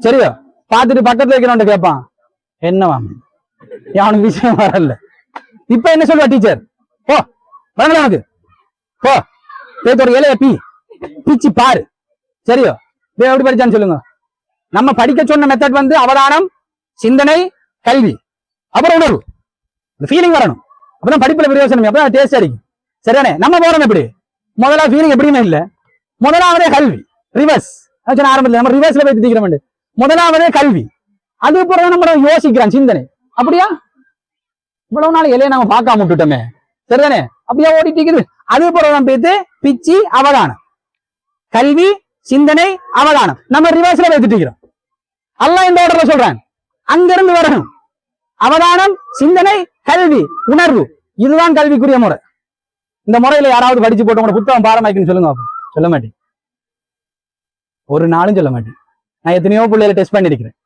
சரிதானே நாங்க ஃபீல்ட் ஒர்க்ஸ் போவோம் இந்த ஃபீல்டுல சில வேலைகள் செய்யறதுக்கு இந்த ஃபீல்டுல சில வேலைகள் செய்ய போகல பிள்ளைகளை புத்தகத்தில் இருக்கிற சில விஷயங்களை அதுல இருந்து எடுத்து நாங்க பிள்ளைகளுக்கு என்ன செய்யறோம்னு சொல்லி சொன்னால் இது இப்படி இது இந்த இலையை நீ எப்படியா சிந்திச்சிருக்கிறியா பாத்துக்கிறியா கொஞ்சம் பாதுகாப்போம் இலையில உனக்கு என்னெல்லாம் வழங்க யோசி யோசிச்சு இது பண்ணதுக்கு பிறகு சில கேள்விகளை அவங்க கேட்பாங்க அந்த கேள்விகளுக்கு உனக்கு கட்டாயம் பதில் தேவையானு கேட்போம் ஓ சயின்ஸ் புத்தகத்துல போய் இத்தனை பக்கத்துல பாரு பார்த்தது இதைத்தானே இங்க போட்டிருக்குது வழங்குதா மேத்ஸ் கணிதம் சில விஷயங்கள் இருக்குது சரிதானே சில பாடங்கள் நீங்க படிக்கிறீங்க ஏன் படிக்கிறேன்னு நமக்கு தெரியும் ஆனா அந்த பாடத்தை நல்லா கரைச்சு குடிச்சு கொண்டு எக்ஸாம்ல கேட்டா செய்யறதுக்கு சில ஆளுக்கு தெரியும் ஏன்டா இதை செய்யறாண்டா தெரியும் அட்வான்ஸ் லெவல் சில பிள்ளைகள் வருவாங்க படிக்கிறது சரி நான் அட்வான்ஸ் லெவலில் ஒரு பாடம் எடுக்கு பிசிக்ஸ் பாடம் எடுக்கு ஏன்னா பாடத்துக்கு சில பிள்ளைகள் வருவாங்க பரப்ப போல சில செக்ஷன்ல படிப்பிச்சு போட்டு அந்த பிள்ளைகிட்ட கேட்கிறேன் சரிதானே இந்த மெட்ஸை நீங்க ஓலவெல்ல நான் கேட்கிறேன் 2ஆம் ஆண்டுல படிச்சீங்களா இல்லையா தெரியும் அந்த பிள்ளைல என்ன சொல்லும் ஓ சார் படிச்சு அதுதான்டா இந்த ஏலவெல்ல வந்திருக்குது ரைட் 2ஆம் ஆண்டுல நீங்க போட்ட விதை சரி ஏலவெல்லுங்கிற அந்த மரத்துக்கு அந்த தேவை ரைட் ஆனா அது மரம் ஆகுறல்ல சரி நாங்க ஒவ்வொரு கிளாஸ்லயும் போடப்படுற விதைகள் எல்லாம் காணாம போற விதைகளாகவே மாறிடுது அப்படி ஆகப்படாது உங்களோட படிப்பு நல்லா இருக்கணும் மகன் நீங்க படிப்புல நல்லா முன்னேறணும் என்றால் நீங்க செய்ய வேண்டிய இந்த ஒழுங்க மாத்துங்க உங்களை சுத்தி உள்ளது அவதானிங்க நீங்க எப்பயுமே போன்லயே உட்கார்ந்துருந்தீங்கன்னு சொல்லி உலகத்தை அவதானிக்க கிடைக்காது உங்களுக்கு எப்பயுமே டிவியோட அவன் அவதானத்தை வச்சுக்கொண்டு உலகத்தை அவதானிக்க கிடைக்காது எவனாவது ஒருத்தன் தயாரிச்ச படத்தை உட்கார்ந்து அந்த படத்துல அவன் குறுகிய அந்த மனப்பான்மையே உங்களோட சிந்தனைகளாக போட்டுக்கொண்டீங்கன்னா உங்களுக்கு வந்து உலகத்தை சிந்திக்கிறதுக்கு மனசு வராது இந்த உலகத்தை ஒரு விஞ்ஞானி சொல்லுவாங்க உலகத்தை சிந்திக்காம உன்னை கண்டுபிடிச்சான்னு அவங்க எல்லாரும் சிந்திச்சு தான் கண்டுபிடிச்சாங்க நியூட்டன் கலையில வந்து அப்பல் நம்ம கலையில வந்து என்ன நிலைமண்டி வச்சு பாருங்க இந்த அப்பல் பதுவா பண்ணி படைஞ்சா ஏன் சுத்தி இருக்கிற அவ்வளோத்தையும் துண்டு போட்டு அந்த நடுவுல இருக்கிற குடலை கூட வீச மனசு இல்லாம கல்லுல வச்சு கடிச்சு ரெண்டு உறிஞ்சு போட்டு தான் வீசிருப்பான் ஆனா நியூட்டன் கையில உழப்பப்படாம என்ன யோசிச்சான், இது ஏன் விழுந்துச்சு? யோசிக்கிறான், இது ஏன் விழுந்துச்சு, இது உழப்போக்குள்ள எப்படி விழுந்துச்சு, இது மரத்துல இருக்கும் போது அதுல வேகம் 0, அது கீழே விழும்போது அதுக்கு ஒரு வேகம் வருது, அப்ப அதுல வேகம் அதிகரிக்கிறதுக்கு எவ்வளவு நேரம் போச்சு? இதான் நியூட்டன் யோசிச்சது. இந்த வேகம் அதிகரிக்கிறதுக்கு எவ்வளவு நேரம் போச்சு? அந்த நேரத்தை அவன் கண்டுபிடிக்கிறது முயற்சி எடுத்தார். அவரால் கண்டுபிடிக்கவே 7 முடிவுக்கு வந்தார். இந்த உலகத்துல யாராலையும் அந்த சின்ன நேரத்தை கண்டுபிடிக்கல. உலகத்துல எது ஆக சிறிய நேரம்? ஒரு செகண்டா? அரை செகண்ட் நேரம் இல்லையா? இருக்குது, சரிதானே? அது ஒரு செகண்ட் 10ஆல பிரிச்சா எவ்வளவு நேரம்? 0.1 செகண்ட். அந்த 0.1 செகண்ட் ஆக சின்னதுன்னு கேட்டா இல்ல. அந்த ஒன்றை தூக்கி அங்கே போட்டு நடுவில் இன்னொரு சேவரை போட்டு அதுவும் சின்னதுதான். சரி, அதுவும் ஆக சின்னது இல்ல. அந்த ஒன்று இன்னும் கொஞ்சம் அங்கே போட்டு இன்னொரு சேவரை போட்டாலும் சின்னதுதான். எது வரைக்கும் போடலாம் சைவர்? முடிவிலி, இன்ஃபைனைட். தெரியா? அவ்வளவுக்கு போடலாம். அவ்வளவு சின்ன நேரம் இந்த உலகத்துல இருக்குது. ஆக சின்ன நேரம் எது? ஒருத்தருக்கும் தெரியா. அந்த தெரியாங்கிறத அவர் கண்டுபிடிச்சார். ஒரு மனிதனாலையும் ஆக சிறிய நேரம் எதுன்றதை கண்டுபிடிக்கல. அப்ப நிகழ்வுற சம்பவங்கள் அந்த சின்ன சின்ன நேரங்களுடைய மொத்தம் தான் எடுக்கணும். மேத்ஸ்ல கல்குலேஷன் ஒரு பெரிய ஒரு கணிதத்துறையை கண்டுபிடிச்சார். மேத்ஸ் படிச்சீங்க அட்வான்ஸ் லெவல்ல போய் பாருங்க. கல்குலஸ், தொகையீடு, வகையீடு, இன்டிகிரேஷன், டிஃபரன்சியேஷன் 2 பாடம் படிப்பாங்க. அந்த பாடத்துல இருக்கிற முக்கியமான பகுதியை இந்த உலகத்துல ஒவ்வொரு இயக்கமும் எப்படி சேர்ந்து இயங்குதுங்கிறது சொல்லித்தார பாடம். நியூட்டன் அப்பல் மரத்துக்கு கண்டுபிடிச்சு சாமன் தானே சொல்றது, ரைட்? நம்ம என்னத்தை கண்டுபிடிச்சிப்போம்? அப்பல் விதையுடைய அமைப்பு எவ்வாறு இருக்கும்? நம்ம தலையில எப்பல் விழுந்திருந்தால் எப்பல் விதையுடைய அமைப்பு எவ்வாறு இருக்கும்ன்றதை கண்டுபிடிச்சிப்போமே. அது வரைக்கும் சாப்பிட்டுப்போம். நமக்கு அவதானம் இல்ல தங்கம், நமக்கு அந்த அவதானம் இல்ல. நம்ம சுத்தி நடக்கிறத பாக்குறல. சாதாரணமா அந்த இலையன் காயுதுண்டாவது நம்ம யோசிக்கிறல்ல, எப்படி காயுதுண்டாவது யோசிக்கிறல்ல, காஞ்சோன்னு எப்படி அது உழுவுன்றதை யோசிக்கிறல்ல. விளைஞ்சவங்களை சொல்றது ஏன் இது நடக்குது? சரி, நீங்க சும்மா யோசிச்சு பாருங்க. உங்களோட தலையில இருக்கிற முடியுது தானே, தலையில இருக்கிற முடிய நீங்க வாபர்ல வைத்து வெட்டிட்டு வாருங்க. யாராவது வெட்ட போகிற புருவ முடிய வெட்டுறோமா? சரி, கடைசியாக இந்த முடிய வெட்ட வந்த நேரத்துல இது ஒரு 4-5 நின்றுட்டு, சரி இப்ப நான் வெட்ட வந்திருக்கிறேன், ரைட்? அதே மாதிரி புருவ முடியும் 4-5 நின்று கண்ணெல்லாம் மூடிட்டு அதையும் சேர்த்து வெட்டுவோம். யாராவது வெட்டுறோமா? கடைசியா இப்ப புருவம் வெட்டின வெட்டுறதே இல்லை. அதுவும் முடிதானே தங்கம். அது இங்க வளருது, இங்க வளருது இல்லை. ஏன் நாங்க யோசிக்கிறோம் இல்லை? விளங்கினா நமக்குள்ள நிறைய யோசிக்கிறதுக்கு நான் சொல்லல மகன். நீங்க குர்ஆன் எடுங்க, நீங்க விட்டு போயிட்டு பாருங்க. 30வது அத்தியாயம் சூரா அர்-ரூம், சூரத்து ரூம் எடுங்க. 30வது அத்தியாயம் 20வது வசனத்தை எடுங்க. அதுல இருந்தே பாருங்க. அல்லாஹ் வமினாயாத்திஹின்னு சொல்லி என்னுடைய அத்தாட்சி என்று ஒரு லிஸ்டே போடுறான். அதுல நிறைய கேட்கிறான்ல. உங்களுக்கு பல வகை வகையான தோட்டங்கள் இருக்குது. அதுல வகை வகையான பழங்கள் வருகிறது. அந்த ஒவ்வொரு பழமும் ஒவ்வொரு நிறமும் ஒவ்வொரு சுவையும் கொண்டதாக இருக்குது. அல்ல கேட்கிற வார்த்தையை பாருங்க, ஒவ்வொரு சுவையும் கொண்டதாக இருக்குது. இதுக்கெல்லாம் நீங்க வேற வேறையா தண்ணி ஊத்துறீங்களா அல்லது ஒரே தண்ணியா ஊத்துறீங்கன்னு எல்லாம் இருக்கு. நீங்க ஊத்துறது ஒரே தண்ணி, போடுறது ஒரே போகல, ஆனால் வார பழம் வித்தியாசம், சாப்பிடுற சுவை வித்தியாசம், அதுல கலர் வித்தியாசம். யாரு செஞ்சான்னு கேட்கிறாங்க. இல்ல யாரு செஞ்சது? சிந்திங்க. சரி, சிந்திச்சால் இந்த உலகத்துல ஒரு காலத்துல இப்படி சிந்திச்சு விஞ்ஞானிகளாக மிகப்பெரிய மருத்துவர்களாக இந்த உலகத்துக்கு அனஸ்தீசியான்னு சொன்னால் இந்த ஆபரேஷன் செய்யற நேரத்துல கையில இப்படி ஒரு படம் சொல்லி சொன்னால் அந்த தைக்கிற நேரத்துல கையில அந்த உணர்வு இருக்குமே, அந்த உணர்வை இல்லாம பண்ணோம்னா தோலை மறக்க செய்யணும். அந்த அனஸ்தீசியா கொடுக்கறதுக்கு உலகத்துக்கு முதல் அனஸ்தீசியாவை கண்டுபிடிச்சது முஸ்லீம்கள். கெமிஸ்ட்ரியுடைய முக்கியமான துறைகளை கண்டுபிடிச்சது முஸ்லீம்கள். கணிதத்துறை மிகப்பெரிய அல்ஜிப்ரா மாதிரியான முக்கியமான துறைகளை கண்டுபிடிச்சது முஸ்லீம்கள். அவங்க எல்லாம் அந்த துறைகளை கண்டுபிடிக்கிறதுக்கு காரணம் இஸ்லாம், குர்ஆன். படிச்சாங்க, ஓதினாங்க, அதன் வழியில சிந்திச்சாங்க, உலகத்துல நடக்குதுன்னு பார்த்தாங்க. நான் படிச்சவனுக்கு நன்றி உள்ளவனா இருக்கணும்னு நினைச்சாங்க. அவங்க ஒவ்வொன்றையும் பார்த்து ஏந்து போனாங்க. இவ்வளவு அழகா படைச்சிருக்கிறாங்க. அந்த படைச்சிருக்கிற அமைப்பு பார்க்கறதுக்கு ஆசைப்பட்டவங்களே அந்த படிப்பு அப்படியே விஞ்ஞானிகளாக மாத்திச்சு. சரியானே? ஆனா நாங்க யோசிங்க. சரியானே? உங்களை சுத்தி உள்ளதை பத்தி சிந்திங்க சாதாரணமாக. சரிதானே? ஒரு சின்ன ஒரு சம்பவம், அந்த இடத்துல ஒரு பிள்ளைங்க சண்டை பிடிக்குது. சண்டை பிடிக்கிற ஒரு அவதானத்தை நீங்க கண்டால் கூட அந்த இடத்துல உட்காந்து யோசிங்க, ஏன் இந்த பிள்ளை அந்த பிள்ளை சண்டை பிடிக்கும்? ஓடி பேத்தி நிப்பாட்டி, சரிதானே, கேளுங்க, நீ அதுக்கு அடிச்சாய், நான் இதாலதான் அடிச்சேன், நீ அதோட சண்டை பிடிக்கிற, நீ அதுக்கு அப்படி சொன்னாய், நான் இப்படி இதாலதான் நான் சொன்னேன். அந்த 2 பேரை பிரச்சனையை மனசுக்கு எடுத்து, சரிதானே, இந்த இடத்துல இந்த பிரச்சனை வாரத்துக்கு என்ன காரணம் என்று நீங்க கொஞ்சம் சிந்திச்சீங்க என்றால் அவங்க 2 பேரையும் சமாதானப்படுத்துறதுக்கு ஏற்ற மாதிரி நல்ல வார்த்தைகள் எல்லாம் உங்கள்கிட்ட வந்து சேரும். அது ஒரு கல்வி. அதான் சைக்காலஜின்னு சொல்றாங்க. அது ஒரு கல்வி. அந்த அவதானம் இல்லாட்ட இந்த கல்வியை உருவாக்க இயலா. இந்த உலகத்துல எல்லாமே படிப்புத்தான். உங்களை சுத்தி நடக்கிறவங்களை பத்தி சிந்திங்க, சிந்திச்சு உங்களை வளப்படுத்திக்கோங்க. நான் சொல்றேன் இந்த செய்திக்கு தானே, நான் எதிர்பார்க்கல இந்த இடத்துல இருக்கக்கூடிய 100 பிள்ளைகளுக்கு மனசுக்கு இறங்கி இருக்குமே. சரி, நான் எதிர்பார்க்கிற இந்த இடத்துல ஒரு பிள்ளைக்காவது அது இறங்கி இருக்குமே நம்பிக்கை. சரியா? ரைட். சில பிள்ளைகள் வந்து இந்த மாதிரியான கவுன்சிலிங் இல்லாட்டி இந்த மாதிரியான மோட்டிவேஷன் ப்ரோக்ராம் வரப்போக்குள்ளே வாரது எப்படி மச்சான் நம்மள திருத்த வந்திக்கிறாரா பாப்பமே திருத்தி வருவாரு வாரது அப்படித்தான் நினைச்சிட்டீங்க எப்படி தெரியுமா எல்லாத்தையும் திருத்தறதுக்கு நாங்க வந்தேன் இல்ல. இந்த சபையில ஒரு புள்ளையாவது ரசூலுல்லாஹ் அப்படிதான் சொன்னாங்க. அலி ரலியல்லாஹு அன்ஹு தோளை தட்டி சொன்னாங்க, அலி உன் மூலமாக ஒருவனுக்கு ஹிதாயத்து கிடைச்சாலும் இந்த உலகத்துல உள்ள எல்லா சிவப்பு ஒட்டகைகளும் அது சிறந்ததுன்னா ஒரு ஆள் சரியானே. எனக்கு தேவை அந்த ஒரு ஆள், நீங்க நினைச்சுக்கோங்க அந்த ஒரு ஆள் நீங்களா. சரியா ரைட். இன்ஷா அல்லாஹ் இன்னொரு சந்தர்ப்பம் கிடைச்சால் சந்திப்போம். சரி, அல்லாஹ் உங்க எல்லாருக்கும் ரஹ்மத் செய்யட்டும், பரக்கத்து செய்யட்டும். சுப்ஹானக்கல்லாஹும்ம வபிஹம்திக அஷ்ஹது அல்லா இலாஹா இல்லா அன்த